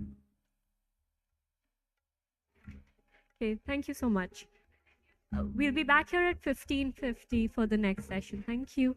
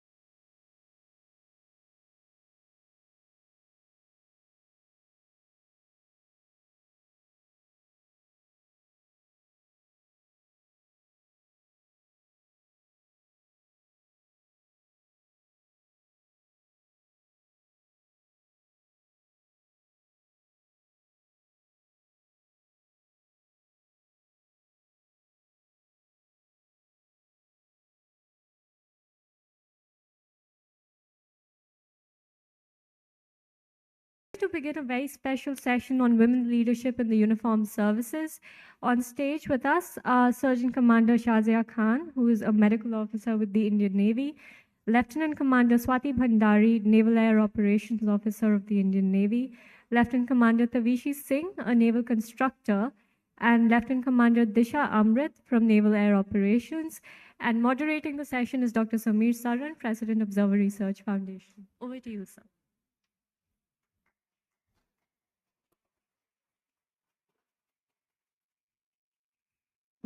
Can we have the movie first?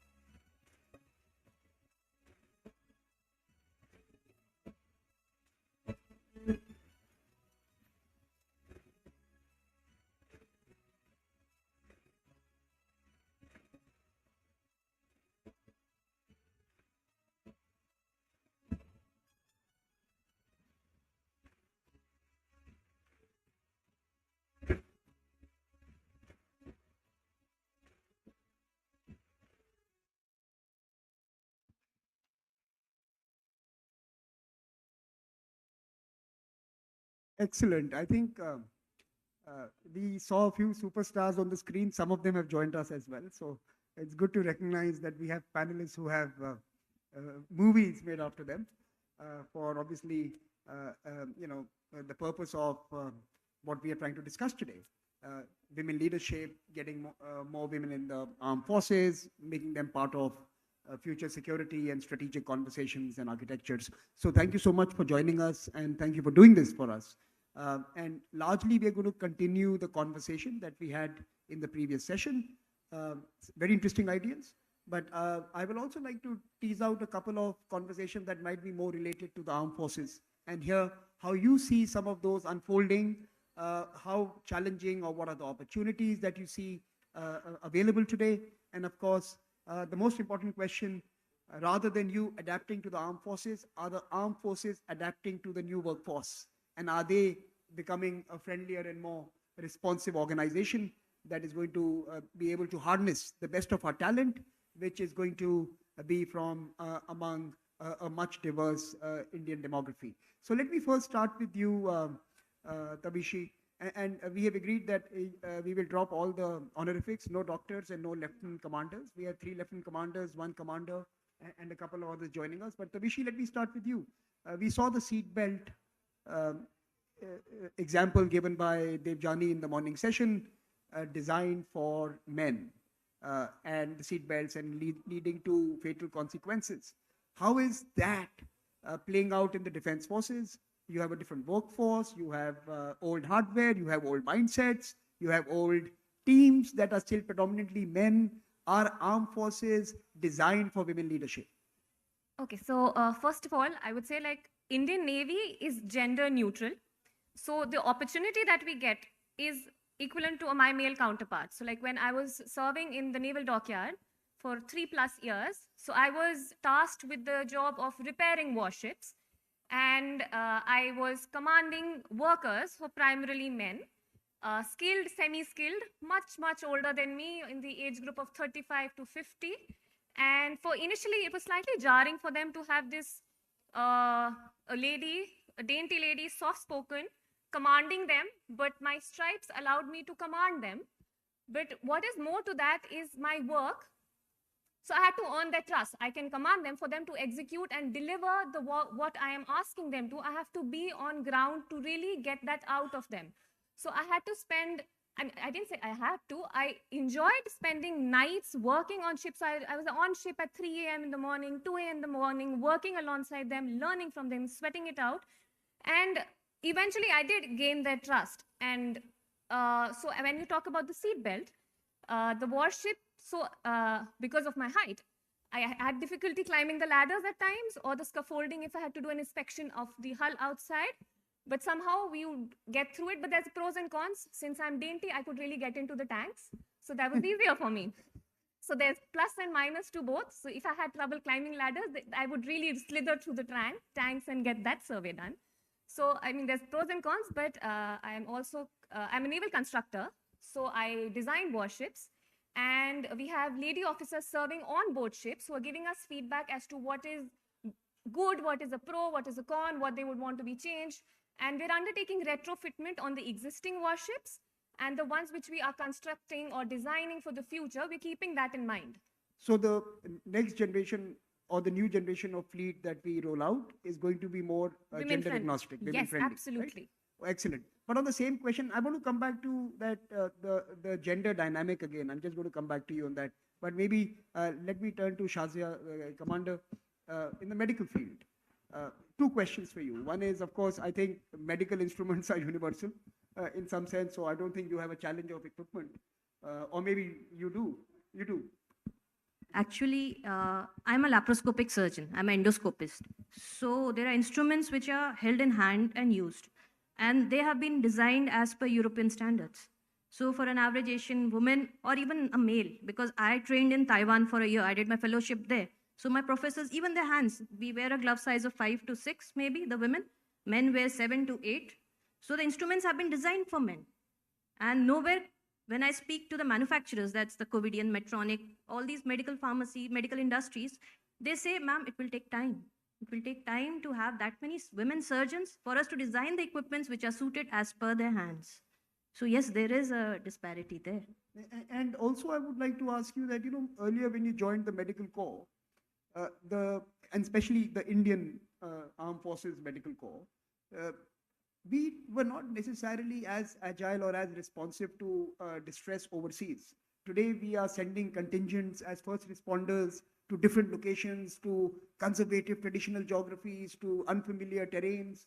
How are women being geared up for some of the new deployments that India is making very rapidly? For example, in Turkey, that iconic film of the photograph of an Indian woman doctor providing first response to those who were in trouble. How exciting is this new dimension, and how are you preparing for it? Okay, so there was a gap of around 25 years when women were not on board ships. It started again, I think maybe 4-5 years back. So, and though the medical missions have been going on, the rescue missions, a call to disaster, humanitarian relief, Indian Navy has been doing that. Now, the point is, with women being included on board ships, the medical officers are now part of these rescue missions.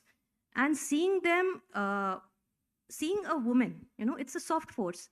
What I have read recently is that even women as part of UN peacekeeping mission, the people, the natives respond more to them than they would respond to the male combatant.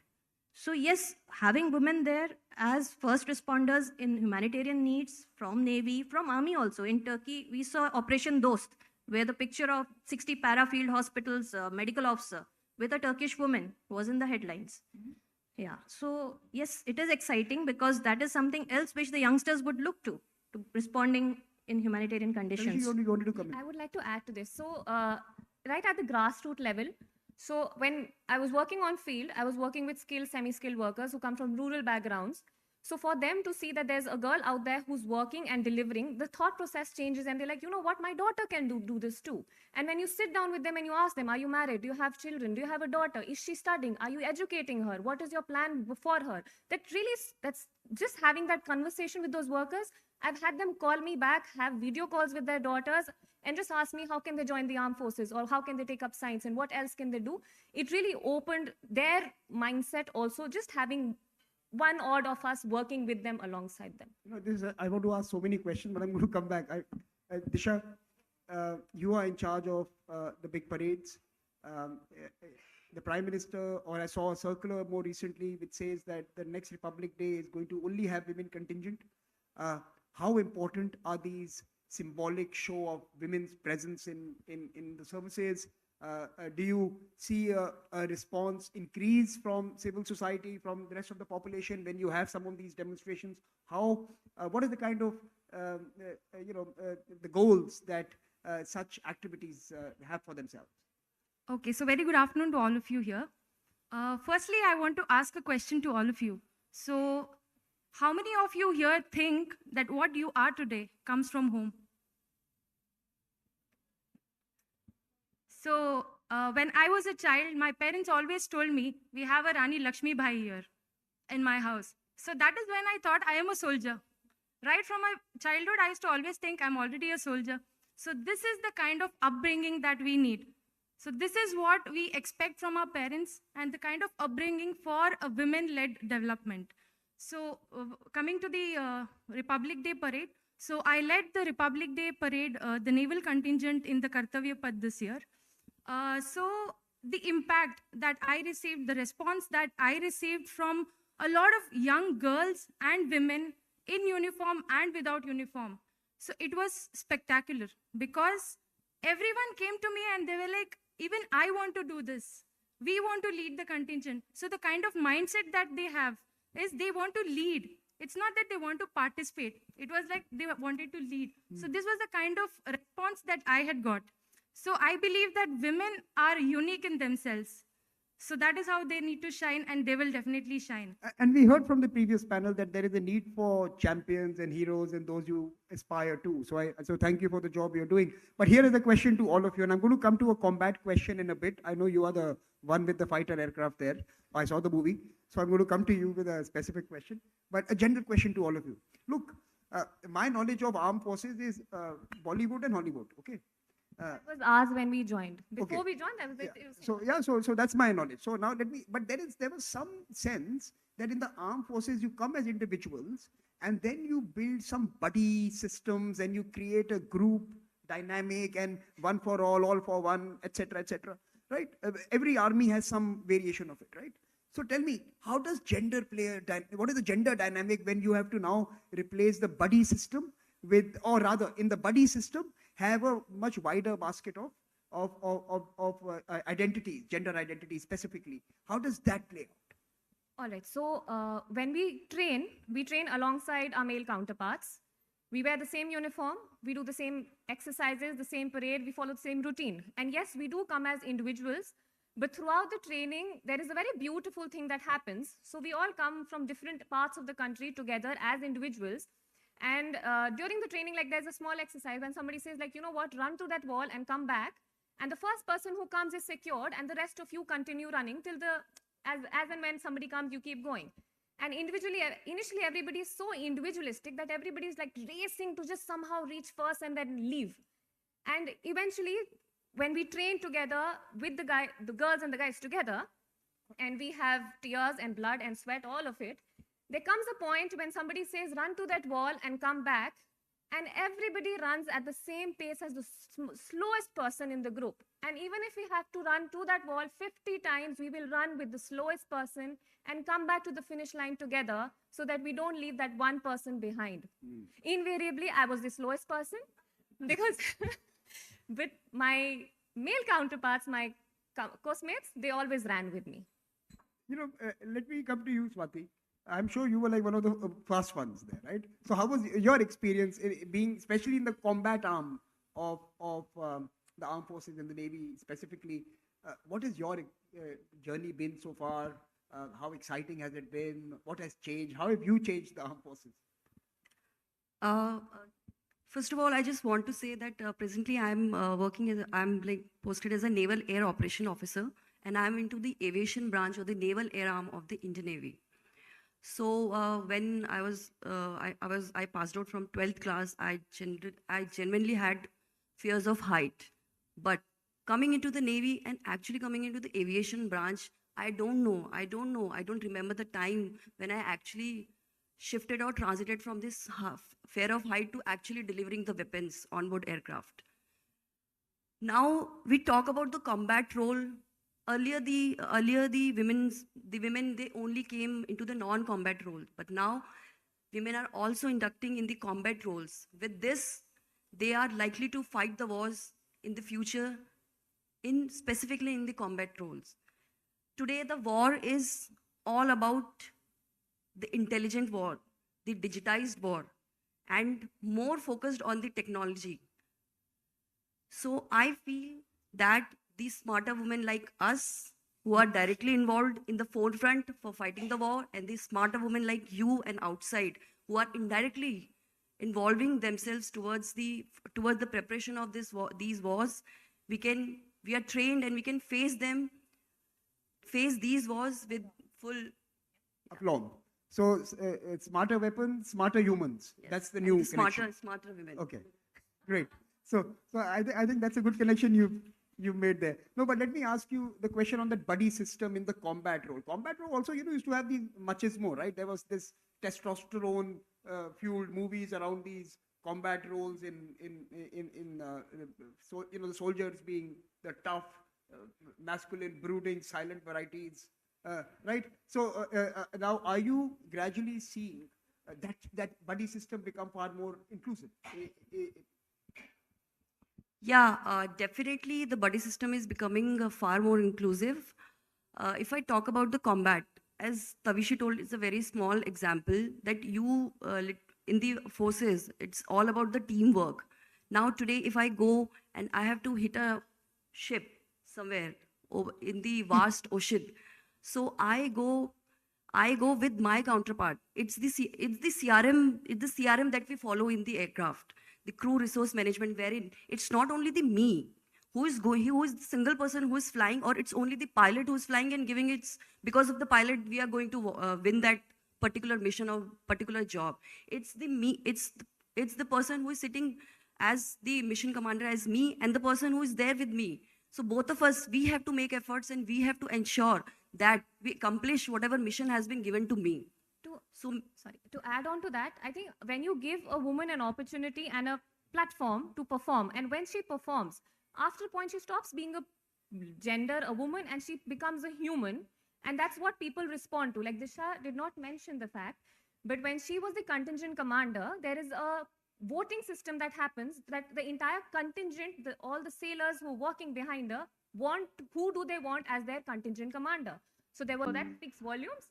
So that's how it became inclusive also. So for the sailors to include her as a part of their commander, that's how she's changing the forces, you can say. Correct. I think that's important. Disha, do you want to come in on that? Yeah, so we had the selection procedure. So basically the entire 3 months that we had for the practice is we used to come early in the morning in winters of Delhi, during the winters of Delhi at around 4 o'clock. And we used to start our practice early in the morning, and then it continued for 4 to 5 hours. And the selection procedure, the kind of march past, the 14-kilometer stretch that you do, it is all same for both men and women. So there is no difference between the schedule or the kind of practice that you can say. And having mentioned Lieutenant Commander Tavishi, thank you for this. And the entire team of mine, including the instructors, they did not consider the fact that I was a woman. They considered how well I was doing my parade and how well I had the bearing of the entire situation there and everything that involved in the parade. And that is how it helped me, to lead at the end. We heard in the previous panel that there are times in a woman's journey when there are commitments at home. We heard about there's a time when marriage and maternity, right? And in the previous panel, we heard these two. And paternity in future. And paternity in future. So my question to you is, I'm sure there is also that particular dimension that women in combat also face. And my specific query to understand that how conducive is the work environment today, and is it increasingly becoming far more open to some of these dimensions? And how do you also, what are the conversations you have at home? I'm sure even families like your parents wanted you to be a warrior princess. Lakshmi Bai was a warrior princess in India, so they wanted you to be a warrior. But now, how are you negotiating that space in terms of family and society? And how are you negotiating your space with the institution? How is that unfolding? Shazia, you want to start? So that's a very good question, actually, because being in armed forces, I don't know about others, but what I have realized is armed forces is my second family. My first family is my family, from the family I come from. The second is the armed forces. So when we are on a mission, when they are on a mission, or when I am deployed as part of a peacekeeping force or humanitarian mission, I know I'm leaving my family behind, my parents behind, and if there's an emergency, the unit, in my case, my hospital, the armed forces will take care of them. They are my backup support system. They are there for each call. I'll just give an example.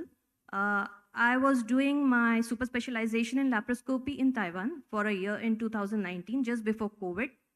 And I was there during COVID, actually, and my father was seriously ill. He was in the ICU. I could not come back. But the support system I had back there, right from the commanding officer, right to my department head, they all formed a cocoon around my father. And that gave me so much mental peace. I was free to pursue my course. I was not deviated from it. I completed my course. They told me, you will complete your course, you'll complete your training, and then only you'll come back. We'll take care of your father. And he did come out of it, and it was all thanks to my second family. That's the armed forces for it. You wanted to come in, Swati?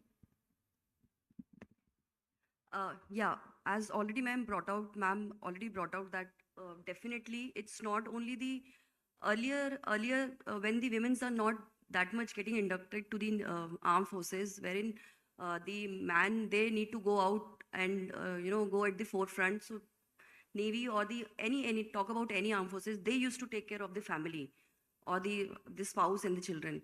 It goes similar way it goes for us also. Now, since we have more number of people are getting coming to the armed forces, we also have so many spouses who are from the civil background, and they are also equally taken care, and equally they are being asked from the organization. So on the family background, I must say that if you talk about towards the combat role. So with the induction of the permanent commission, like I am also short service commission, but now with the women-led development, I am getting that opportunity now to enroll as permanent commission. And also there are women officers who are getting enrolled as permanent officers in NDA. So once coming, the idea of becoming a now permanent commissioned officers, the courses, there are a lot of courses which are now being provided to the women, as a specialist officer, so that I can go and work and be appointed as a specialist officer on board ships, and who knows, in the future going to become a commanding officer of the ship. Basically rise in service and have decision-making roles at all level of the organization, because now we are inducting Agniveers, those are sailors. So lower decks, so we'll have ladies working in lower decks. We still now have them as only officers. So now with permanent commission, we'll have them rise up in service, and with Agniveer, we have them being inducted in the lower decks also. And when it comes to balancing family, I will quote you and say Navy and armed forces have a buddy system. So nobody's ever left unattended to. I think that's something rest of the organizations should take a lesson on, how the institution rallies around individuals. I think when we talk about congenial workspaces, this is a good example of that. So well done, And Navy. also one more thing, apart from the buddy system, there is something called divisional system, So we are supposed to, as officer, and the men who will be going with us in the war, in the armed forces, while they're working in armed forces, we are given, we are that much interconnected that I will be knowing each and every about my men and the men who are working at the forefront. I have to literally take care of their welfare, so that once they are at the family members and they are at peace from here, they can actually deliver a better, when it comes about war. So I'm going to ask you a final question, then I'm going to turn it to the audience for maybe 3 questions. I'll take 3 from the audience. But my final question to you. We also talked about partnerships with men, with others, to build a whole new culture, a whole new movement of transformation. Do you find that today folks in the armed forces, in the defense bureaucracy, and all of you today are building that kind of a new alliance to open up and change and transform the armed forces so that it becomes a welcoming and a significant career option for women in the future? Does anyone want to come in on that? Tavishi. And then I'll come to you, Shah. Navy has always been very welcoming to women, but there's a slight catch. So while they're welcoming, they're still adjusting and trying to understand us. So there is a slight learning that is going on for a while. But I wouldn't say Navy is not welcoming. It's very welcoming. It's very gender neutral. The job or the role which I get for my education is equivalent to what a man would get for his equivalent education. So the roles are defined, but there's a lot of space which you need to create for yourself. And it's most welcomed. So like the moment I say that to my superior that, you know what, sir, I feel like I think we should do it this way and not that way. Or maybe, you know, I feel a little that you're probably not asking me enough. So there have been situations where the officer has felt, you know what, sending her on board at 3 a.m. in the morning, she might not want to go. So that's when I step in and I say, no, that's my ship. I want to go. So you don't please take that call and say that, no, you don't go. I will go at 3 a.m. in the morning. And the beauty is that I have never felt unsafe. So the entire dockyard, the entire naval structure is so secure. Never in my head did I ever feel that, you know what, I'm a girl, I'm a lady. So the entire ship is fully, so that time it was manned by a crew of all men, sailors, officers, and eventually, so initially they were also a little jarred that what is this girl coming at 3 a.m. in the morning and taking rounds of the ship? And after a while, they got so used to it, they used to keep lemon water for me in the wardroom. She'll come at 3 a.m. in the morning, she might want to have a lemon water or a juice or something, so they would keep it in the pantry. So that's how, so it's very welcoming, but you need to push and create your space a little bit. Shazia, you wanted to say something? I just wanted to add that we also need to have women, as we're talking about women-led development. In armed forces, we all are doing a small bit as leaders in our own sphere. But then we need to look at the bigger picture, someone up there who's a mentor, who's guiding us. For me, I'm glad to say I'm from the medical field, which was one of the first to have a 3-star general, a vice admiral. Our present DGMS Navy is a Vice Admiral Aarti Sareen, who's a lady officer. She's a radiologist. So when I was a trainee, when I was a young girl in Armed Forces Medical College with bright eyes, I met a lady called Lieutenant General Punita Arora. She was one of the first generals from the medical branch. And I asked, ma'am, I was a protocol officer. So I asked, ma'am, what is it that a woman has to do to gain, equivalence with a man in the medical field, in the armed forces? She just told me one thing, whatever said and done, a woman has to perform 10 times as much as the man to get that much recognition. So that was something which I always kept in my mind. It always had a bearing on whatever I did. So, and as I grew in service, I've completed 16 and a half years in these uniform. So in these 16 and a half years, I have met some 4 or 5 women who have been mentors, who have mentored other women, and who have shown me that that is what I am supposed to do to help these young girls to make a decision in their life, whether they want to take short service, permanent commission, to motivate them to, take permanent commission so that they can rise in their careers. You have to guide them because they don't know. So you are mentoring now the next generation. Very good. I wanted to say it is time for women now to, take responsibility and keep shining and bright, rising. So good. So well done, Disha. I'm going to take questions now. Do anyone want to come in from the audience? Some hands, please, and then we'll get the mic to you. We have the first question here at top of the table.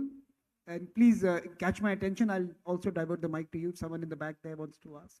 There was a gentleman I couldn't give the mic to last time. Would you like to come in? I'm just giving you. So yeah, go ahead. Sorry. Thank you very much, ladies. I really enjoyed listening to you. And I feel like all of you guys are go-getters. You want it and you go out there, you get it. And you came from families that are very supportive. You have a government that's supportive. You have a work environment that's very supportive. So even if you have to work 4 or 5 times than a man or 10 times to prove yourself, what advice would you give someone who doesn't have the structure that you guys have? Tavishi, you want to respond to that?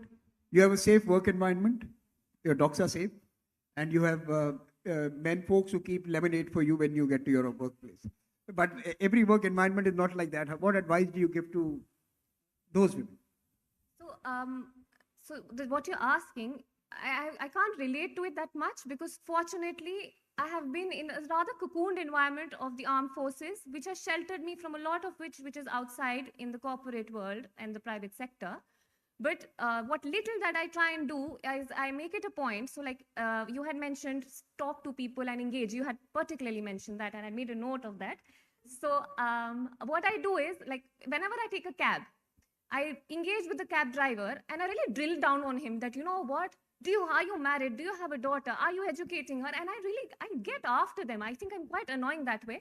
But there have been times when they've dropped me back home, they have got out of the cab and they have said, you know what, you have changed my mindset and I thank you for that. And a couple of times, some of them folded their hands at me and I felt so overwhelmed that just that one conversation would probably bring a change in somebody's mindset. I can't change the environment outside, but what little I can do is change the mindset of the fathers or the brothers of those young girls out there.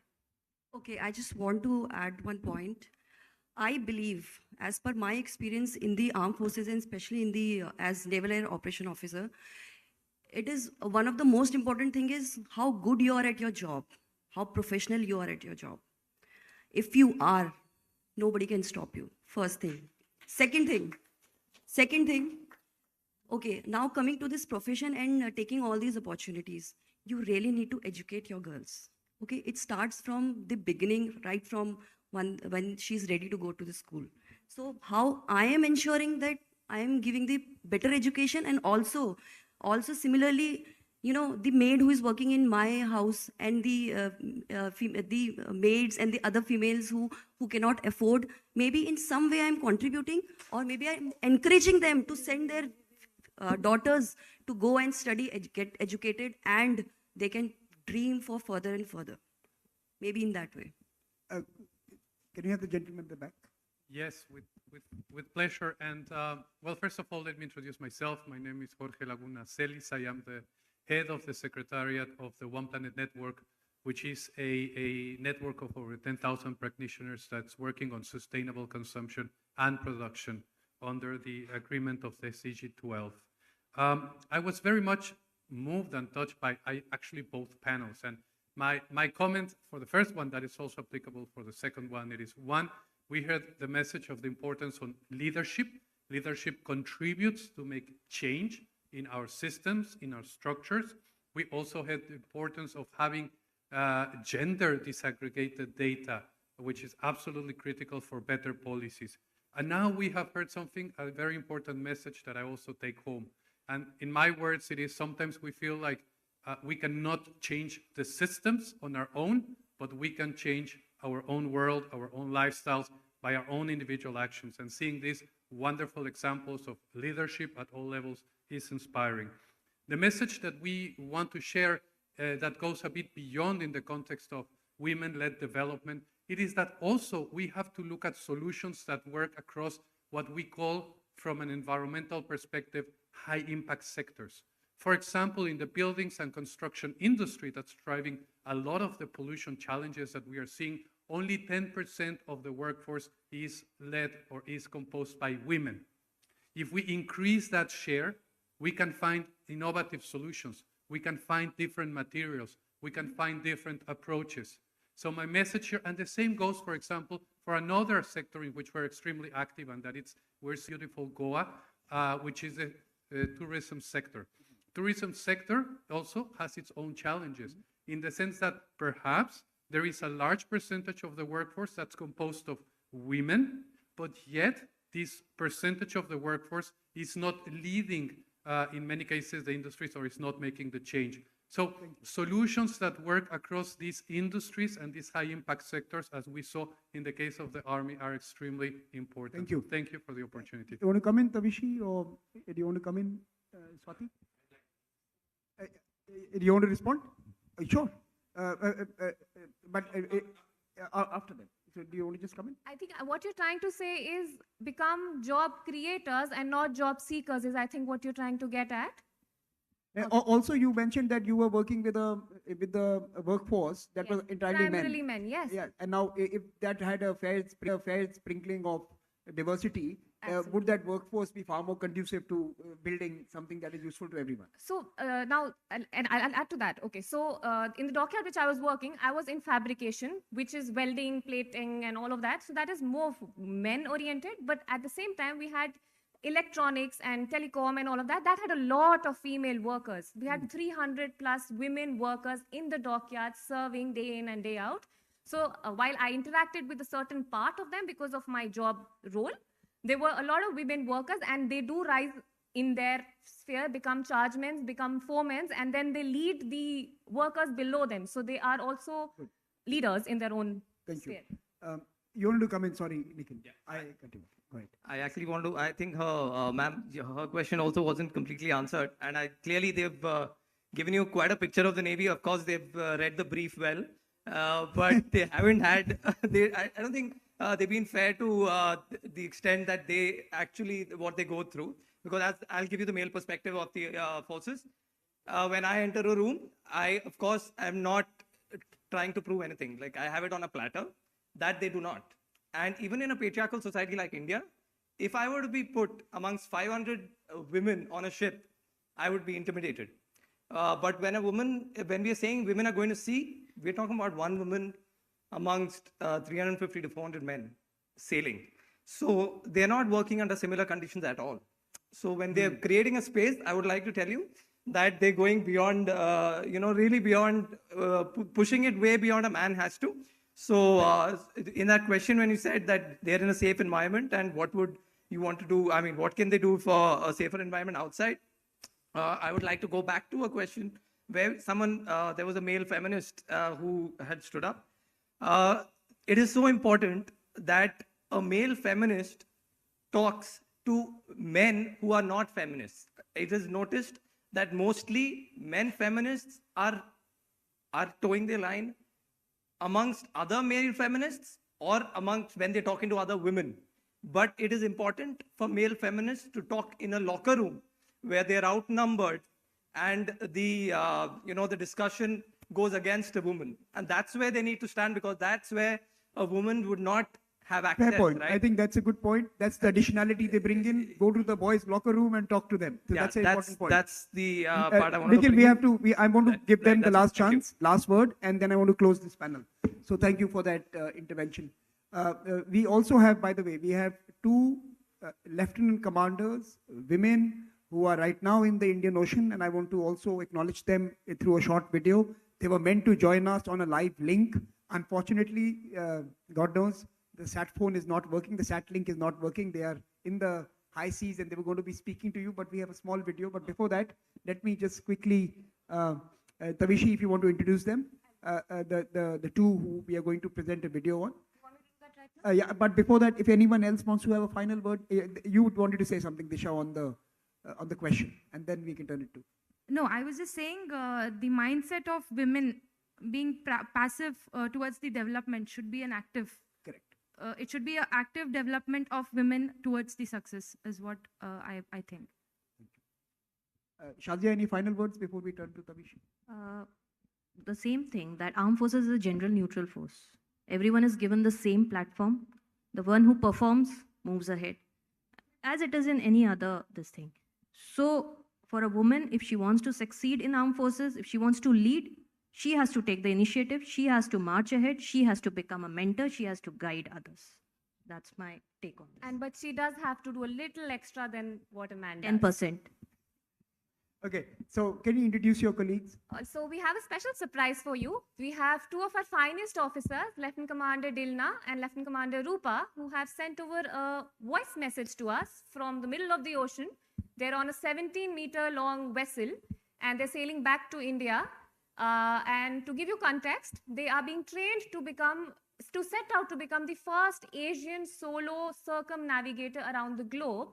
And they've been doing this for the last 2 years. They've been training. And to give you perspective, the Golden Globe competition just got concluded. and it had 16 participants, out of which 3 completed. And the one person who won was the female, the only participant. Yes.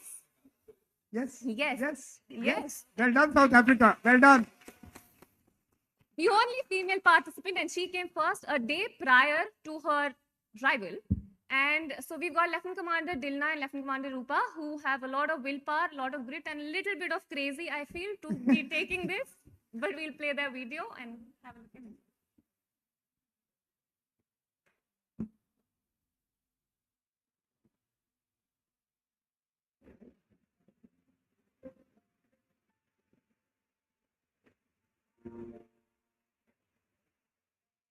Hi everyone, we would have really loved to connect with all of you on video calling. However, we are presently on a 17-meter vessel navigating our way back home to Goa on 24th May. When we enter Goa Harbour after this 6 months journey through rough seas and not so favorable conditions, we are not looking forward for a happy meal or a visit to the parlor. We are hoping to motivate more young girls to believe that they can achieve anything. This has been truly a test of our grit, and on behalf of all the women in the world, we would like to assure you, we are ready, we got this.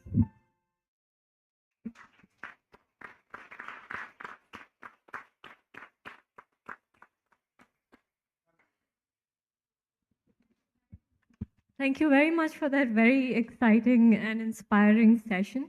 May I invite Mr. Nagaraj Naidu, Joint Secretary, Ministry of External Affairs, to give out tokens of our appreciation to the Indian naval officers.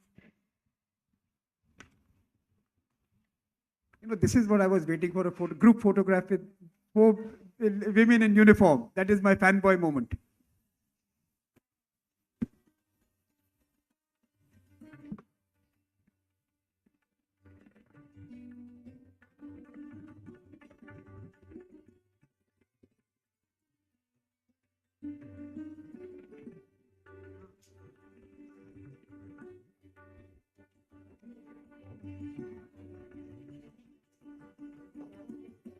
Ms. Gambhir, if you could also, yes.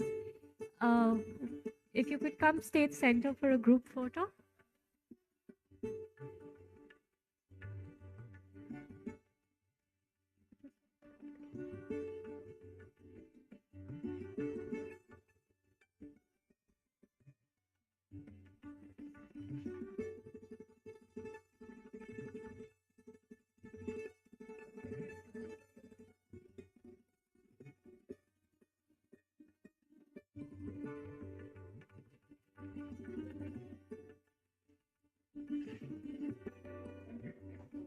Thank you very much. We now go immediately into our final session for the evening, Agents of Change, Climate Resilience and Food Systems. May I invite the moderator, Ms. Sunaina Kumar. Before that, just a reminder on the housekeeping announcements. We did have a few disturbances. If you could all put your phones on silent or vibrate mode, that would be very helpful.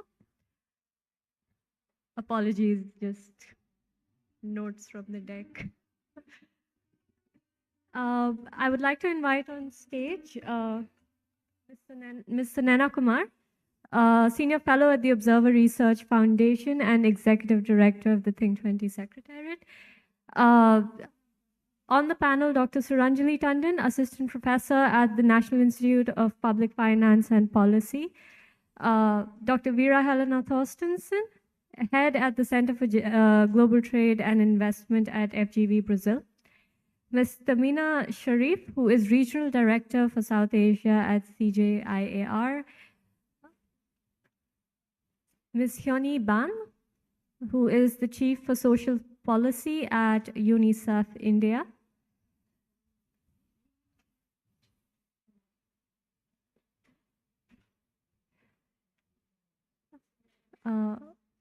Moderator, over to you. Thank you, Janvi. And we're going to be getting down to brass tacks now after that really exciting interlude that we had. So good afternoon and welcome to the last session for this day on women-led development. And in this session, Agents of Change, we will be setting out to find out the interlinkages between climate, food, and gender inequality. Before we begin this discussion, it is important to underline some important facts. Women are the most impacted by the climate crisis. Women are key to food security, and the climate crisis and the food security crisis further deepen gender inequality. And women's participation and leadership are crucial for building climate resilience and food resilience.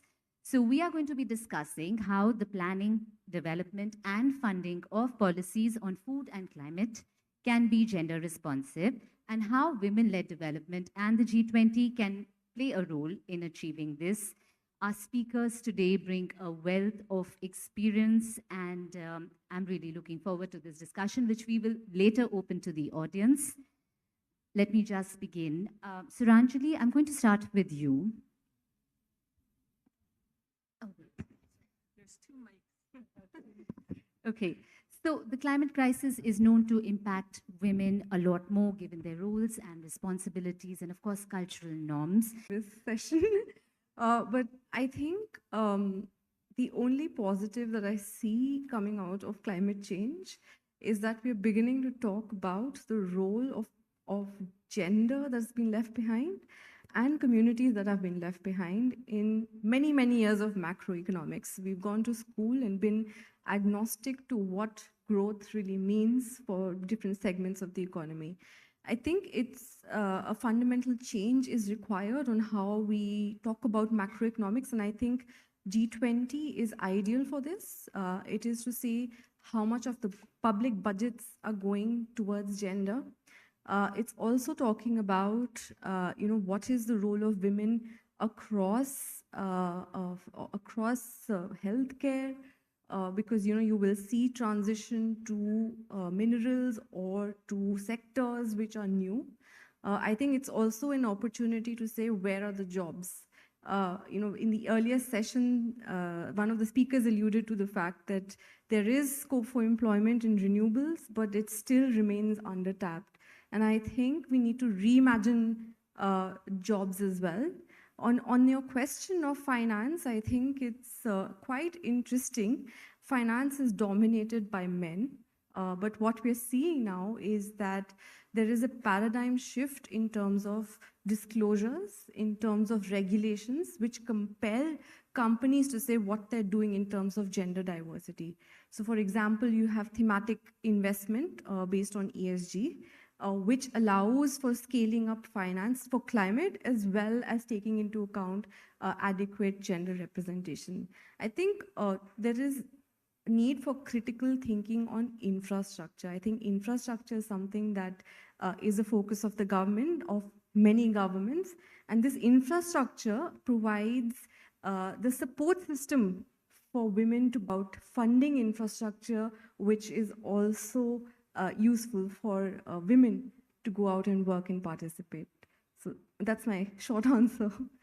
And a quick follow-up, are we seeing some of these financing instruments being utilized? Yes, absolutely. So for example, within the G20, there is conversation of impact investment.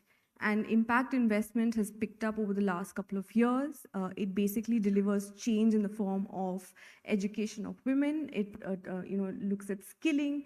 And so you're looking at social impact bonds and development impact bonds, which have, especially in India, gained traction and are now looking to scale. Vera, I'd like to turn to you next. Suranjali just mentioned how we need to reimagine jobs. And of course, the green transition presents an opportunity for women to address some of the social, cultural, and also the structural barriers that have prevented their workforce participation. And what we need is women leaders to be entrepreneurs, to be innovators in the green sector. And yet, despite that, less than 1/3 of the global sustainable energy workforce is made of women.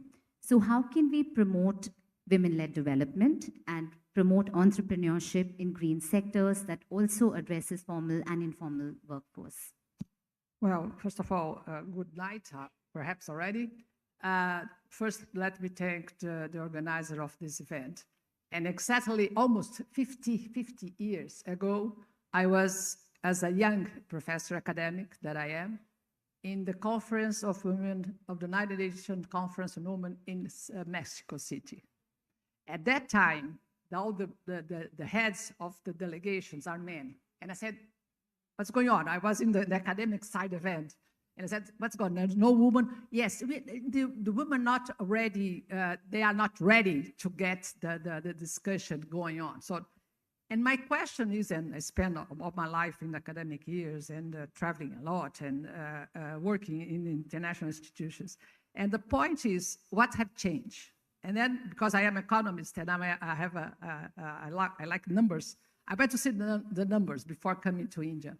And in the case of Brazil, the numbers are not so nice in the sense that, yes, we have half of the population. Yes, we have university persons that are, 60% are that get to the end of the university are women. But then if you go to the salaries, the difference are huge. If you go to the participation of women in the higher administration, we get, it's a funny thing, we get a number that is magic, 30% or less.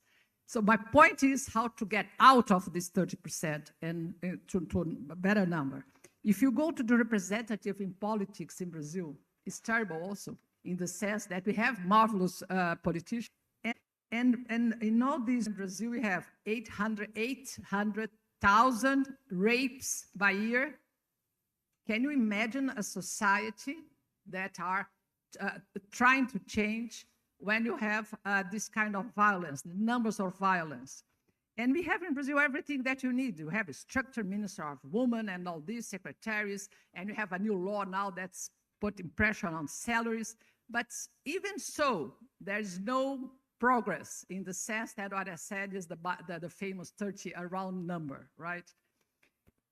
And so the point is what the G20 and T20 and all the people that are dealing with, how they can, yes, there are many cases of success, but what I've been trying to do is to understand as an academic the failure, the process of failure, and why you are not getting out of this kind of point. If you go to the area of environment and climate, you know, Brazil is completely involved with the big issue. And I went through the numbers. And I discovered that the area that woman has a big representation is what we call familiar food. That is the family agriculture. That, you know, it's important. We call a lot about nutrition. You cannot talk about rice and corn, but you have to talk about other plants and so on. And what I discovered, 80% of the workers are women in this familiar agriculture. Then I went through and got the numbers of financing, credits, less than 1% of total amount of the budget going to agriculture in Brazil. So what you are doing is we have a huge exportation, we have a huge numbers, you are leaders in many of issues, but if you go what the big issues are, certainly meat, all kinds of meat, and soybeans and corn and so on. You are lagging behind in basic food, that is rice and beans in Brazil. So it's really challenging to see how to tackle all this issue. And in the area of trade, my area is trade. There's a lot of talking about bioeconomy, biodiversity, and so on. Look, women are the basis of all this trade issue.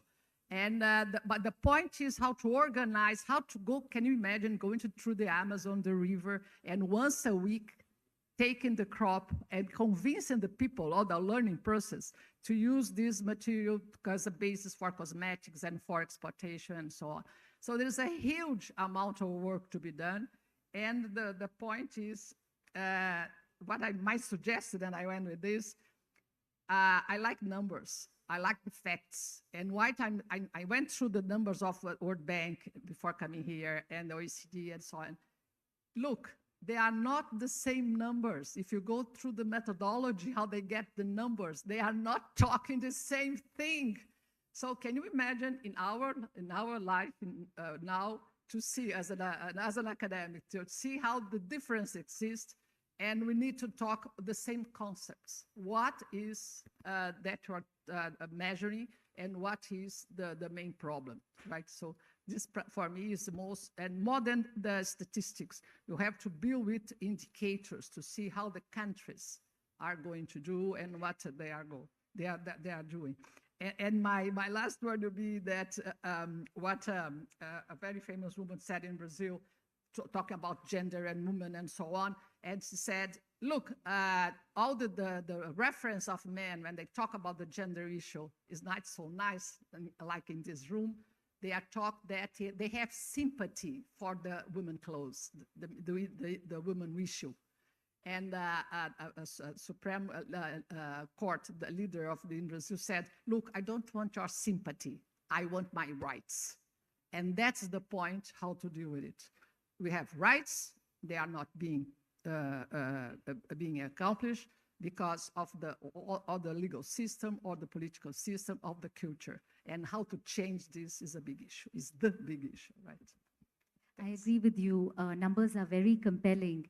And would you also say that, especially when we talk about climate, food, or any aspect of development, data collection is such an important part of it, and women are often left out of it? Are there ways to address this issue? Certainly. Look again, go to the numbers and see that all this issue, you can see that the gap, huge gap of gender. And how to take with it education.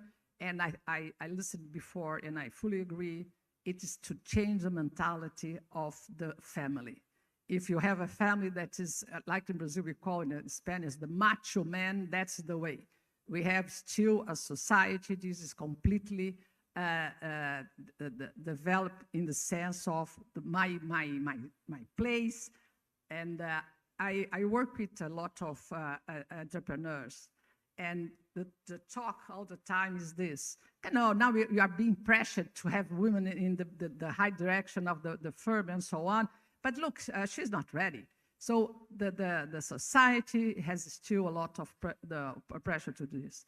And my point is, what you can do for international organizations to deal with is, yes, you have to give, invent programs, to give opportunities, to give incentives, but more than this, we need to invent systems of punishment. If the country, if the firm, if that organ of the government is not doing this, what to be in a punish? What political punishment or a financial punishment? You have, if not, we're not going to change. As I said before, after 50 years of the first Women Conference, we still have a ceiling. How to get out of this ceiling? It's too low. Temina, I'd like to turn to you. Vera, in fact, talked about women's role in agriculture, and around the world, and especially in the developing world, women are responsible for collecting food and fuel for families. They are responsible for more than 50% of the world's food production. If we look at developing countries and the current food climate and debt crisis, how can we address women's concerns in this, and also address the issue of nutrition security for all, and especially women and girls? Thanks for the question. I think it's an excellent question. I want to sort of draw everybody's attention to the recent report, the IPCC Assessment Summative Report. It was, and I think it provides a lot of really good context for answering your question. So this report came out just a couple of weeks ago. It sort of highlighted the fact that there's been climate change, widespread effects of climate change, including loss and damages. And I think it's really important that we think about that in the context of developing countries. And that there's widespread adverse effects, but the good news is that there's a variety of options, feasible options that are open to us. But these have to be implemented within a context of climate justice. And I think that notion of climate justice is really important because of the disproportionate effect that it's having on the developing world and on women as farmers in the developing world, both consumers and producers. And so if we think about the fact that, here's a few facts for you. So half of the world's population lives in regions that are highly vulnerable to climate change. And in the last decade, we've had deaths from floods, droughts, and storms that are 15 times higher in highly vulnerable regions. On top of which, the risks to global food security are increasing, both in terms of production and in terms of the nutritive value of the food. So even if we can figure out how to grow enough food for 10 billion people, it's not going to be nutritionally sound enough for us. And so this is going to involve the requirement for choices that are rooted in a diversity of value systems, a diversity of knowledge systems. So while I represent a science organization, we are also going to have to start to think very strongly about traditional knowledge systems and traditional areas where we can pull that knowledge from. And that's the only way really that we're going to become able to develop locally appropriate and socially acceptable solutions. So this was sort of some of the key points of this report. What I would want to talk about specifically, to come to your question, is a couple of different examples of work that the CGIAR is doing around this, but work that is that still needs to be scaled appropriately, that still needs to be adjusted for appropriate contexts in the different countries. So for example, there is gender responsive breeding that we are doing. So if we go right back to the basics of how do you pick rice varieties or corn varieties or wheat varieties or varieties of any crops that we're growing, we have to be able to do that based on gender norms. And so there are a number of different product profiles that have been developed with the help of women farmers who are providing input into what those product profiles look like, what they want to see in a particular variety. There's a great project that's happening in Odisha actually right now around gender-based mechanization.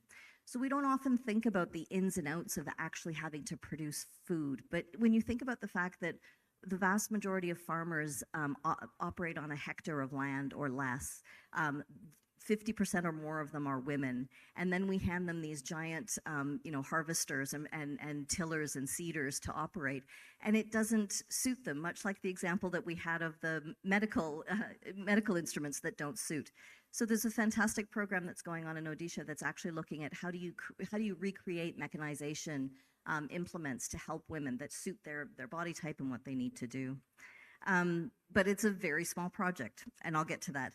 And then the other one that I want to draw attention to is around nutrition, and which is around nutrition-dense crops and production of nutrition-dense crops.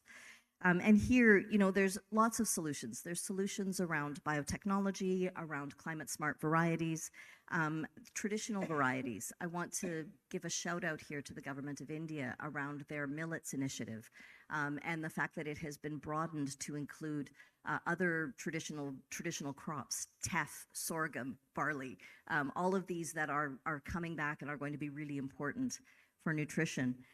But there's a great little project, again, that's happening in Kenya, and it's a school feeding project. So what they've done is they've worked with a group of farmers, a group of schools, and the local government, and they've actually figured out how to get farmers to grow food that will be introduced into the school feeding program. It creates a diversity of diets. It creates a new aspect of income for the farmers, and it also grows their confidence about growing new crops. So moving away from sort of the big three crops into a greater variety of crops that creates a diversity of nutrition and the diversity that's on your plate. But the point that I'll come to is, so these are all, great little examples, and I shouldn't say they're little. They're significant projects, but they're not nearly at the kind of scale and scope that we need in order to actually be able to make significant impact on climate change. So I do want to draw the attention to the idea that there is an entrenched inequality in the agri-food system, not just in the developing world, around the world. And that's specifically for innovation. These sort of innovations that I've just been talking about, they're not necessarily adequately targeting climate resilience. They're not necessarily being scaled and being bundled in a way that makes sense for women or that is useful to women and the way that they need to use them. And they're not being diffused at the pace or the scale that is necessary to actually make an impact. And so there's a need to really start to think about how do we get women to co-develop and co-design these solutions. How do we get them, how do we allow them, how do we create more spaces for women farmers, for women producers, for women scientists to come into that space and actually be able to shape that research base.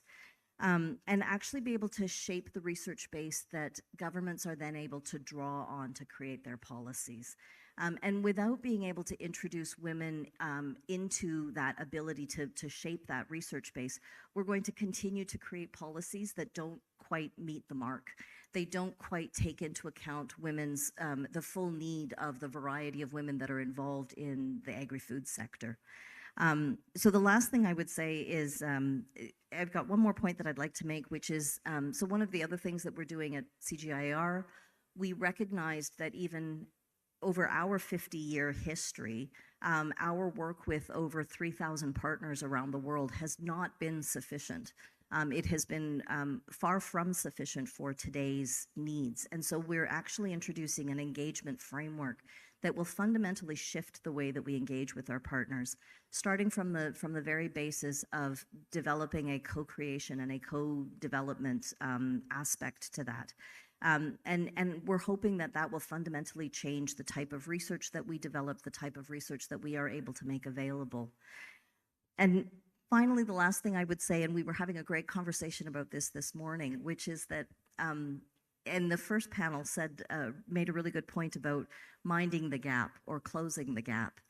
And I would say that, when it comes to thinking about how do we transform food systems, we can focus on women farmers, we can focus on women producers. We have to also focus on women researchers, women scientists. We have to focus on women leaders in areas of agriculture, climate, environment.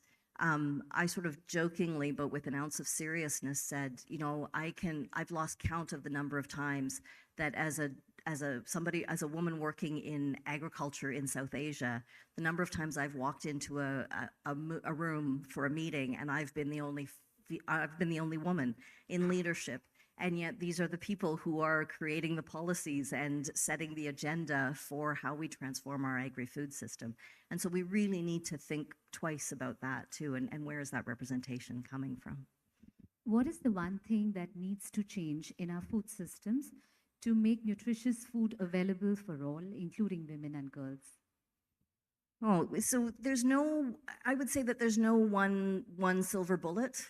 It's a whole host of technologies. It's a whole host of opportunities that exist. But I would say that the science exists. The science exists right now. There are opportunities in biofortified crops, in biofortification of nutrients, in creating a diversity of diets. There's been a number of different interventions. But again, it's an issue of scale, and then it's an issue of regulatory opportunities.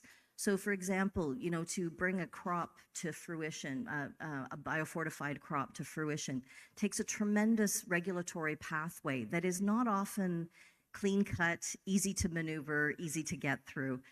Even in terms of the ability to scale very high, diverse diets, or, there's this lovely idea of these kitchen gardens.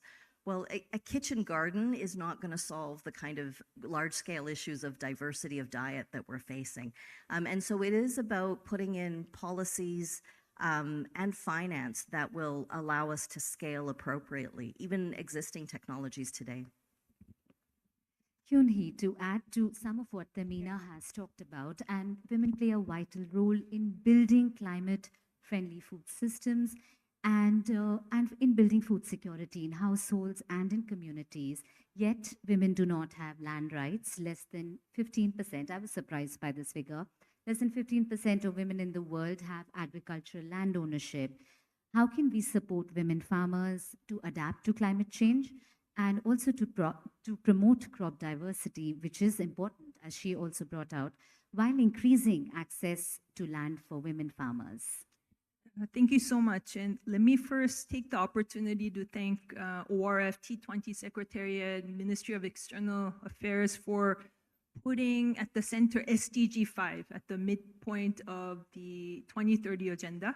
We talk about rescuing SDGs, and I really think that after COVID, climate, conflicts, the world's solution lies in women empowerment and women-led development.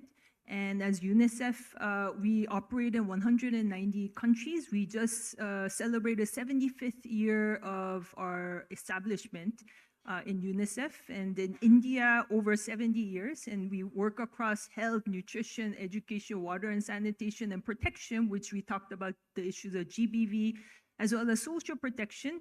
And we firsthand know that child rights and women rights go hand in hand. And so by investing in women, investing in women-led development and entrepreneurship, I really think that we can have a wider impact and solve a lot of the world's problem.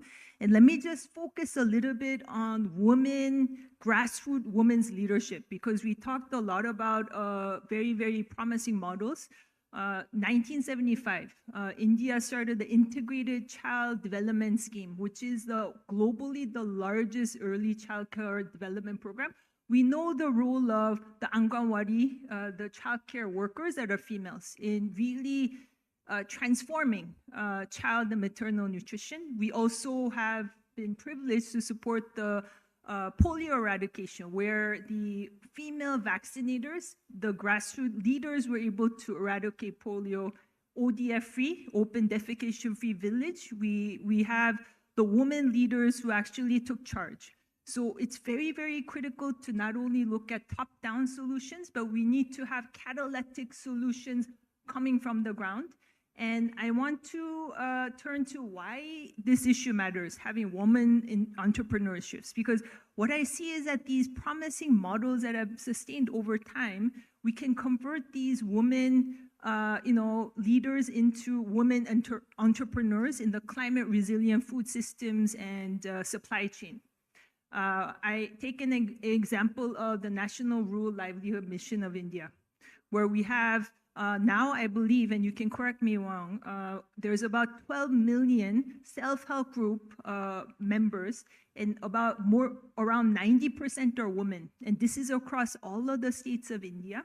And they have been focused on financial inclusion and livelihood and income generation activities, but more and more they're actually generating livelihood through farming, sustainable farming. They have, as you mentioned, backyard gardens, they have organic farming. And now, if we can equip them with the technology, the markets around climate smart crop techniques, and we talk about millets, we talk about maize, and why does this matter? Children and women bear the brunt of the adverse effects of climate change. We talk about extreme weather events, drought, the heat waves, the floods, cyclones that not only hit India, but all over the world, crop failure, loss of livelihoods. And this is why we need them to be involved in those kind of, have access to the technology. And third, I've seen in the midday meal scheme, I've met self-help group members from Kerala, Kutumba, that are actually involved in producing, the nutrient mix that goes to the childcare facilities, Anganwadi centers. They can actually have a role in food quality and safety.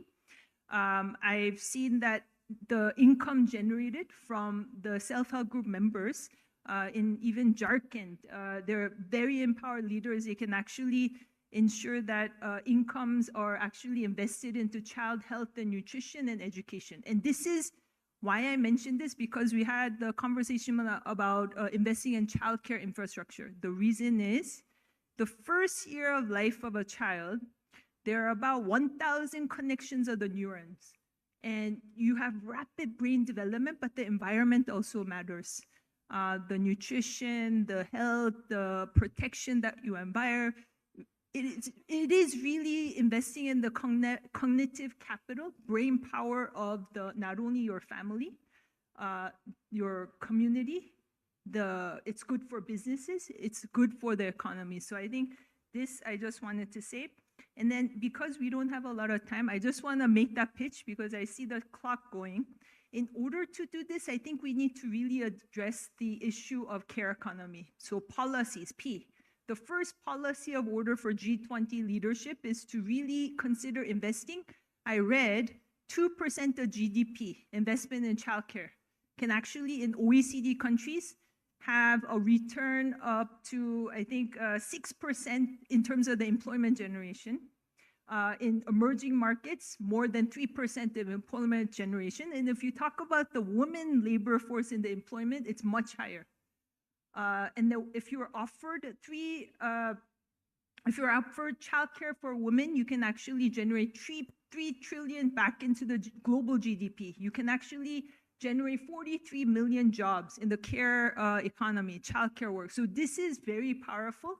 And I think this, because we're talking about climate change, should be a core pillar of a very inclusive shock responsive social protection. We talked about disaster risk resilience. Women should be at the front line.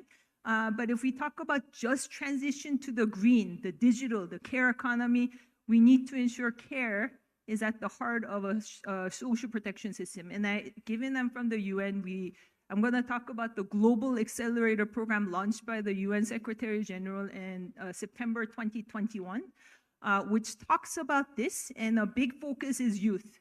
I think we talked about women, but we need to also talk of female youth, the young adolescent girls, in order for them to actually transition, have a safety net. While people lose their jobs, they need time to upskill, right, in the new green technology. So I think this is critical.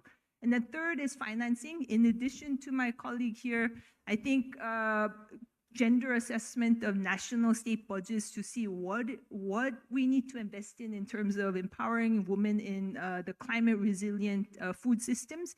Secondly is I think that we should consider a climate innovation fund, which really empowers women entrepreneurs in this sector. So let me stop here because time is running out. I decided to make those points, and then over to you.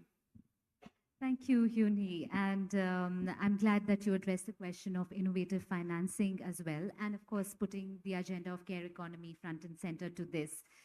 I'm going to ask all of you this one question, which is if you can share perhaps 2 or 3 or even one policy recommendation to the G20 for women to be agents of change in climate and food systems. Let's start with you, Tamina. Sure. Yep. Okay. There we go. So yeah, I was reflecting on this idea of women as agents of change in agri-food. I would offer up two recommendations. One would be about drawing on an equitable evidence base. So again, to the point around making sure that women-focused research and their perspectives are included into the evidence base that you draw on to make policies, regardless of what those policies are. And then my second one would be around an increased commitment to advancing agriculture research and technology and scaling existing innovations.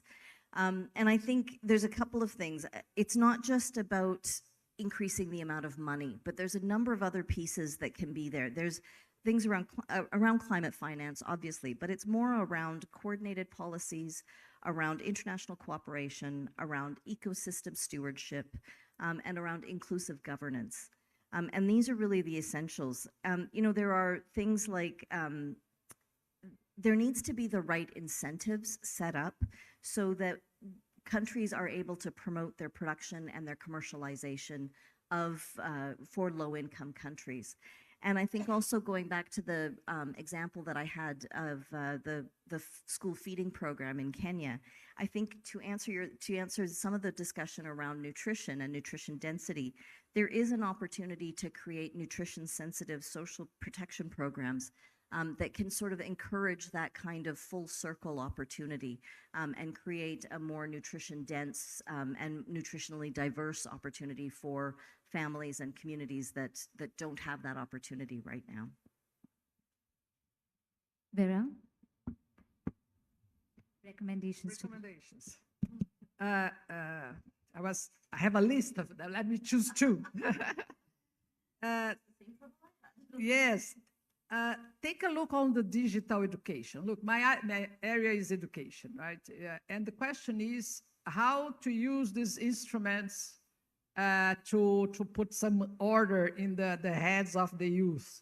as astonishing issue for me is to see the youth of my country, young people, girls and boys, lost in what they are going to do, how this world is so complicated.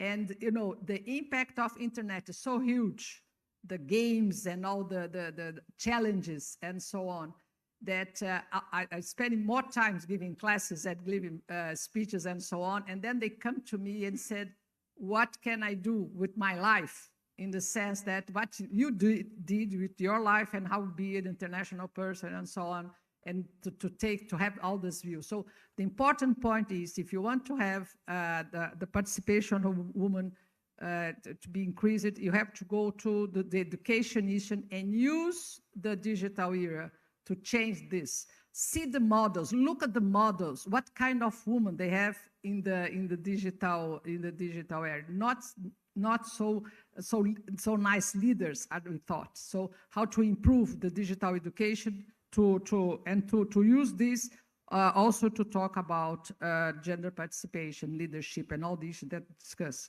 And the second point for me, look, let us face reality. You are living in the system where multilateral organizations are really important. But look at them. They are all in crisis. You are living in a world without leadership of international organizations. We need to change the system, right? How to discuss this. And it's not only, can we think about a war of what we talk about these issues here, how to transform the multilateral organizations. Can we have much more women in the United Nations and Security Council and so on? I love what Christine Lagarde said. The world is led by testosterone. Let's put other kind of hormones in the discussion. The hate, this spirit of doing war and so on is not the way of living of women. And this can be used. Look to the other organizations, IMF, stuck in the crisis of debt. Look at the WHO, the fight of United States and China. Are you accepting that we're going to live in a decoupled world with different blocks and systems? No, right?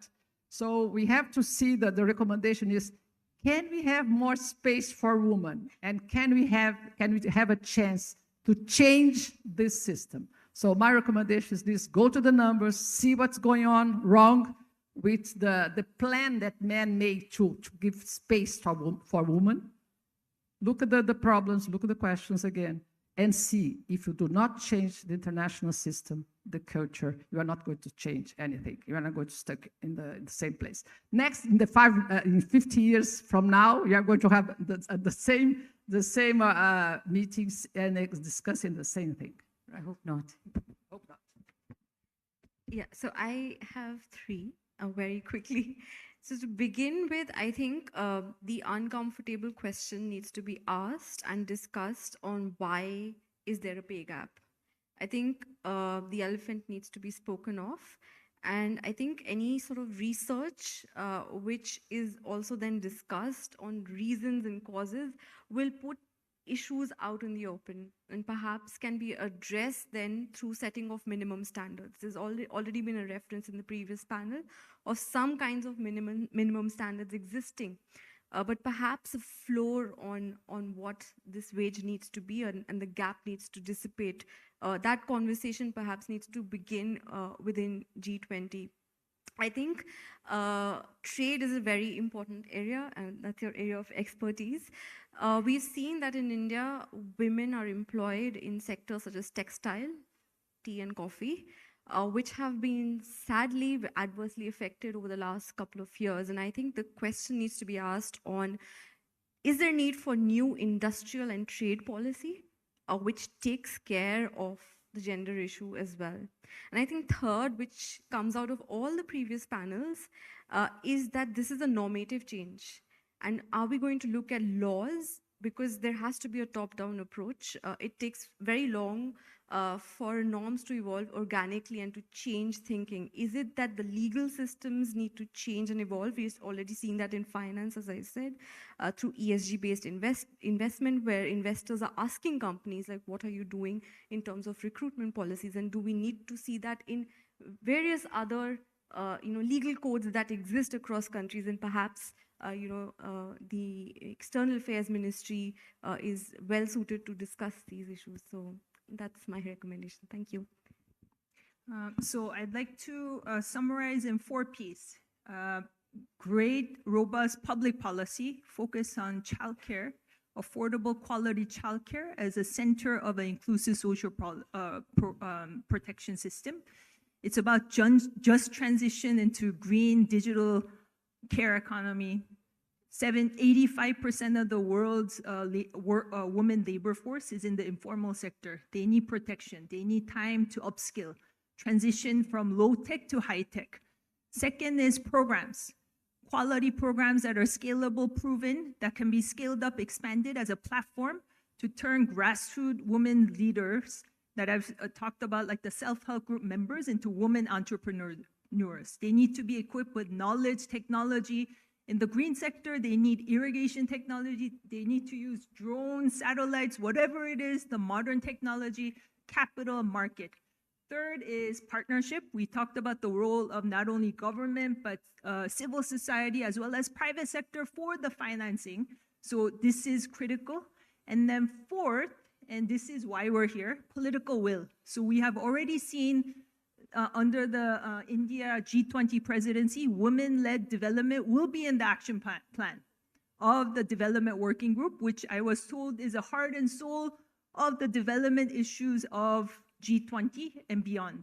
So I think we have a chance. I mean, as UNICEF, we have been supporting different working groups, health working group, education working group, W20, Empower 20, Urban 20, the DR working group, and all of these trends I'm seeing an echoing theme that women, once you put women in the center, you will solve these global issues. So I would urge all of us, because you are decision makers in your role, please let it go up into the leadership summit. So over to you. Okay, packed in a lot of ideas in very little time. And I'm going to turn to the audience now. Yes, Charu, please go.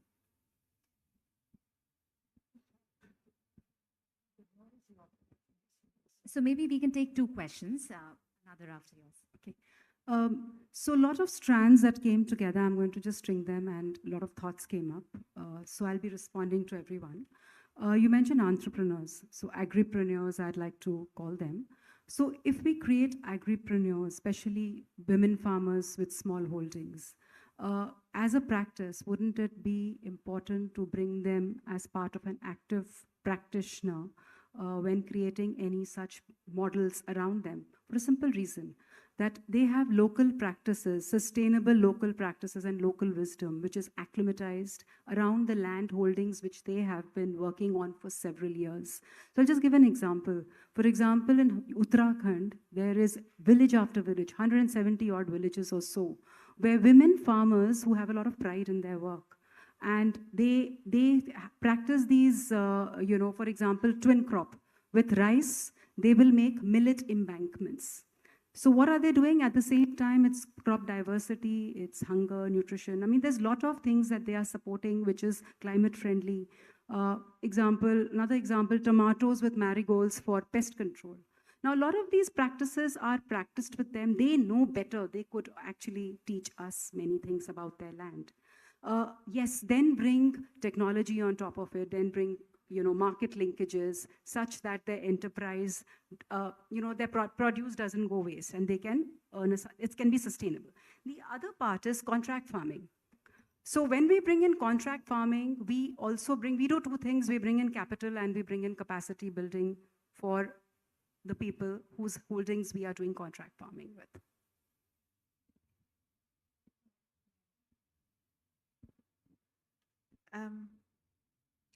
I would love to see women who are in the industry that you're in contributing digital content online.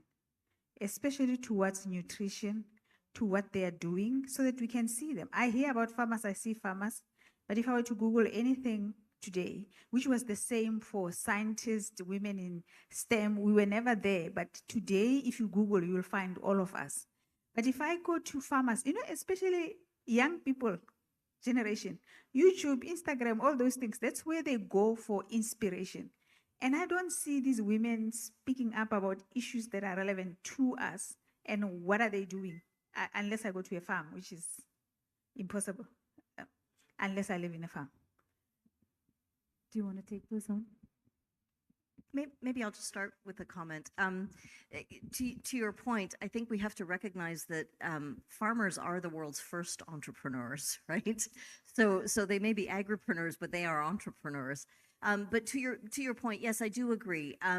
There are a number of sort of community-based organizations where women farmers are organizing themselves. They are drawing on shared knowledge.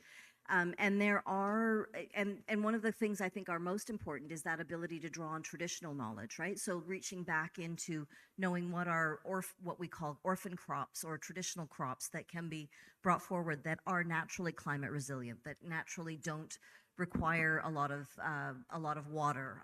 They do well in drought. And also sort of that ability to do diversified land ownings, right? So rice fish systems, rice duck fish systems, marigold and tomato systems. You're absolutely right.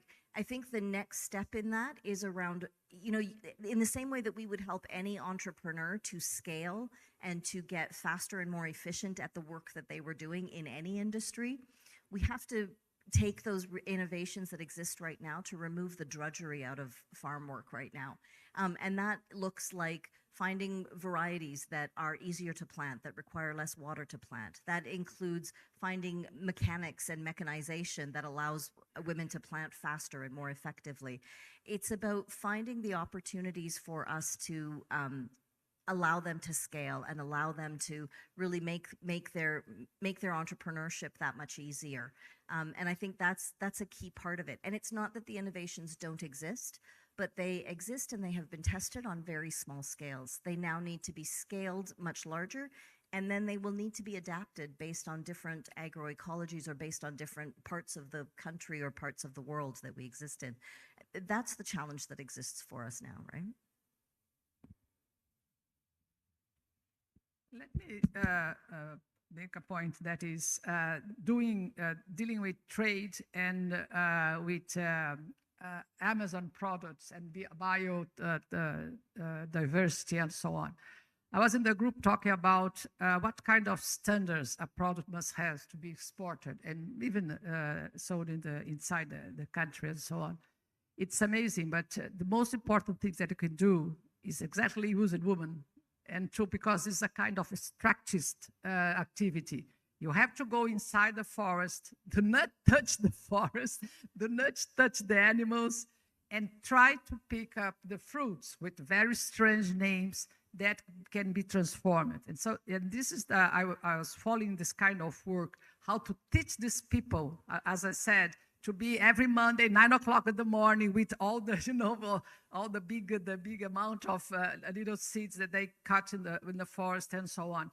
And more important than this is that the finance issue, how to have, to give some kind of support to these people that are going to spend a week inside the forest to get the product and then to put them in the big boats to get to the industry and be used and so on. So it's a huge dilemma, and how to use there's no internet over there. There's nothing. You have to go kind of a little community or live the community. And so it's amazing how because of the standardization that you have to follow and be sustainable and, be gender positive and so on. And this is a huge market for the industry and for the banks. So I'm working with banks and the firms that are producing this kind of, for juice, for cosmetics and so on. And you have to think completely different. You have to think about gender, you have to think about financing and get into the forest and organize the extraction and so on and distribution. So it's a big issue to work with. So it's a new a very different and challenging issue to go to the small farms. But I fully agree, property of land is another issue.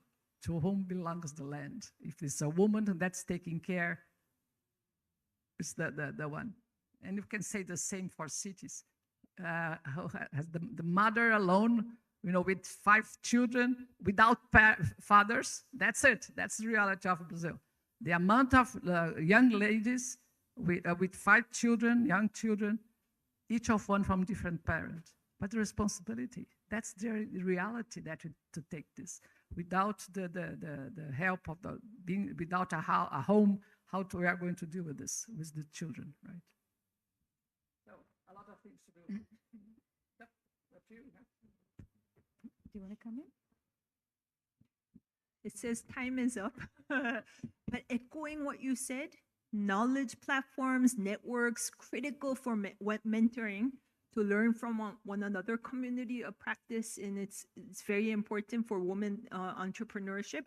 Digital economy is huge. There's an intersection, I think, great intersection among digital economy, care economy, and the agriculture sector.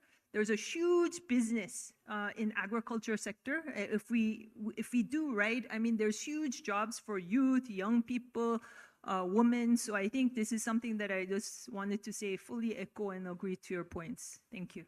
Could I just add one more really quick point to your point around the use of the digital economy? And here again, I want to really call out the government of India for their innovation in this. So earlier today, one of the opening comments made a comment about the UPI and the digital infrastructure that has been implemented across the country in the last 5 years. One of the things that we've really lauded and I think has been a huge sort of example for the rest of the world is what is called AgriStack. So the Ministry of Agriculture has now taken that digital infrastructure and built an agriculture stack on top of that is enabling all sorts of digital innovations for farmers at the most essential levels. And to your point around the digital economy and opening that up. So it's an incredibly innovative way to kind of build on top of infrastructure that the government is already investing in. Thank you very much. This was a very rich discussion. I will not try to sum it up. That would take a very long time. I'm just going to thank each of our speakers for demonstrating to us how women-led development is the bedrock for climate and food resilient systems. Thank you.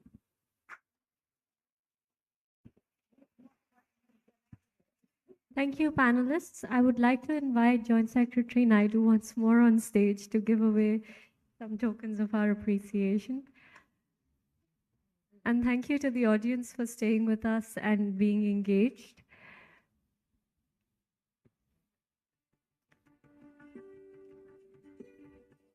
Coffee and tea is served.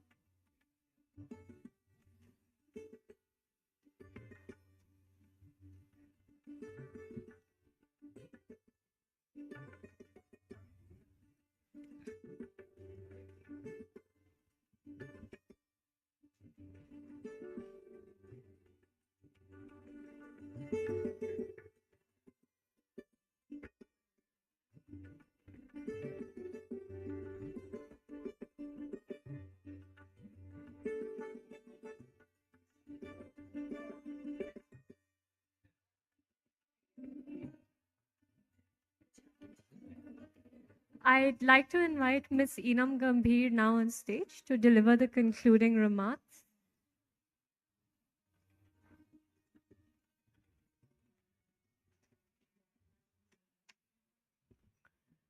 Thank you very much, Janvi. Thank you to everyone. Really inspiring, very exciting discussions. I think especially the second session that we had was breathtaking. So congratulations to all the wonderful ladies who were here today. I think it's really difficult to say anything meaningful after all these amazing, inspiring words that we have heard. It was so clear today, so much work is happening, so much conviction exists, so much inspiration is there, and yet, as so many panelists said today, there is so much more to do. There is miles and miles to go. And I think as I was thinking about, this question that several panelists posed, there's so much work to do and there's there is a lot to be done. I was really sort of thinking about what are those mindsets, those frameworks that are written with those mindsets that perhaps are not allowing the work and the conviction. We clearly saw there is no dearth of any conviction to do this amazing work of bringing the equality and gender equality. So what is really underpinning those mindset that is preventing us from making progress faster? And I think I was thinking of a few questions that I think also emerged from what the panelists said. And I think it really boils down to questions about what we value the most in the society, in our lives. What do we care about? What is the way we engage with work, with earning a livelihood, with money, as also one of the panelists said? And what are the assumptions that we have about what is efficiency, productivity in an economy? And as we think about it, and as Bharatang was talking about coding, I was thinking, who wrote that code, right? That created economy on the basis of productivity is this and that and all of that. And if we just flip this a little bit and actually imagine if the 50% of humanity was represented and had an equal say in the decision-making bodies and quarters and all of that, what we would value the most, what would we care about the most, right? If the 50% of the humanity was represented and had an equal say, what would be the way in which we would engage with livelihood and money and the world that we live in? And let me also add here nature and environment and the cost or the lack of cost that we attach to it. And what would be our assumptions about productivity and efficiency and all of that? I think it might be very clear to us, right, that what is really those challenges in terms of the mindset that we need to change. And what is it that, that is the exercise that we need to do to reimagine those doctrines and those frameworks that would enable an equal say for the 50% of humanity on crucial global issues as well. And I think as we discuss some of these issues in forums like the G20, it's also very clear to us that we do have physically the resources to resolve so many of the global challenges that we are struggling to resolve: poverty, hunger, nutrition challenges, learning opportunities, one could even argue climate, energy, and all of that. So physically, we do have the resources to resolve all of these challenges. But we are still struggling. So maybe, possibly there are still some voices that are not as represented or do not have as much of an equal say in the decisions that we are taking collectively about resolving those. So I think, as we sort of go on with that thought also, in the work that we're doing in the international policy making, maybe the mantra should be more representation. Maybe it should be giving to those who might have been left behind in the past the lead in finding solutions. And I think maybe then we would find more resilient and more effective solutions which will actually matter on the ground. So inclusion, women-led development is really what we saw today is a mantra for finding solutions to all our problems and global issues that we are struggling with. So all the best to us with that hope. Thank you everyone for an amazing, amazing discussion. Thank you.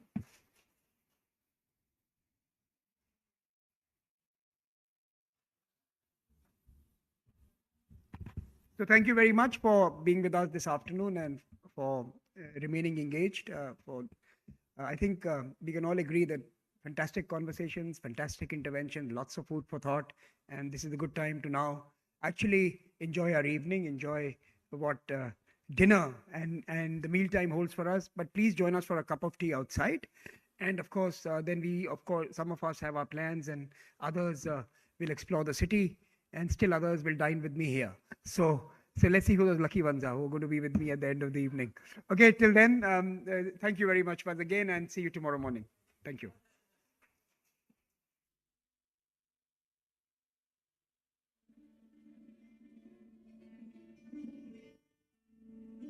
you.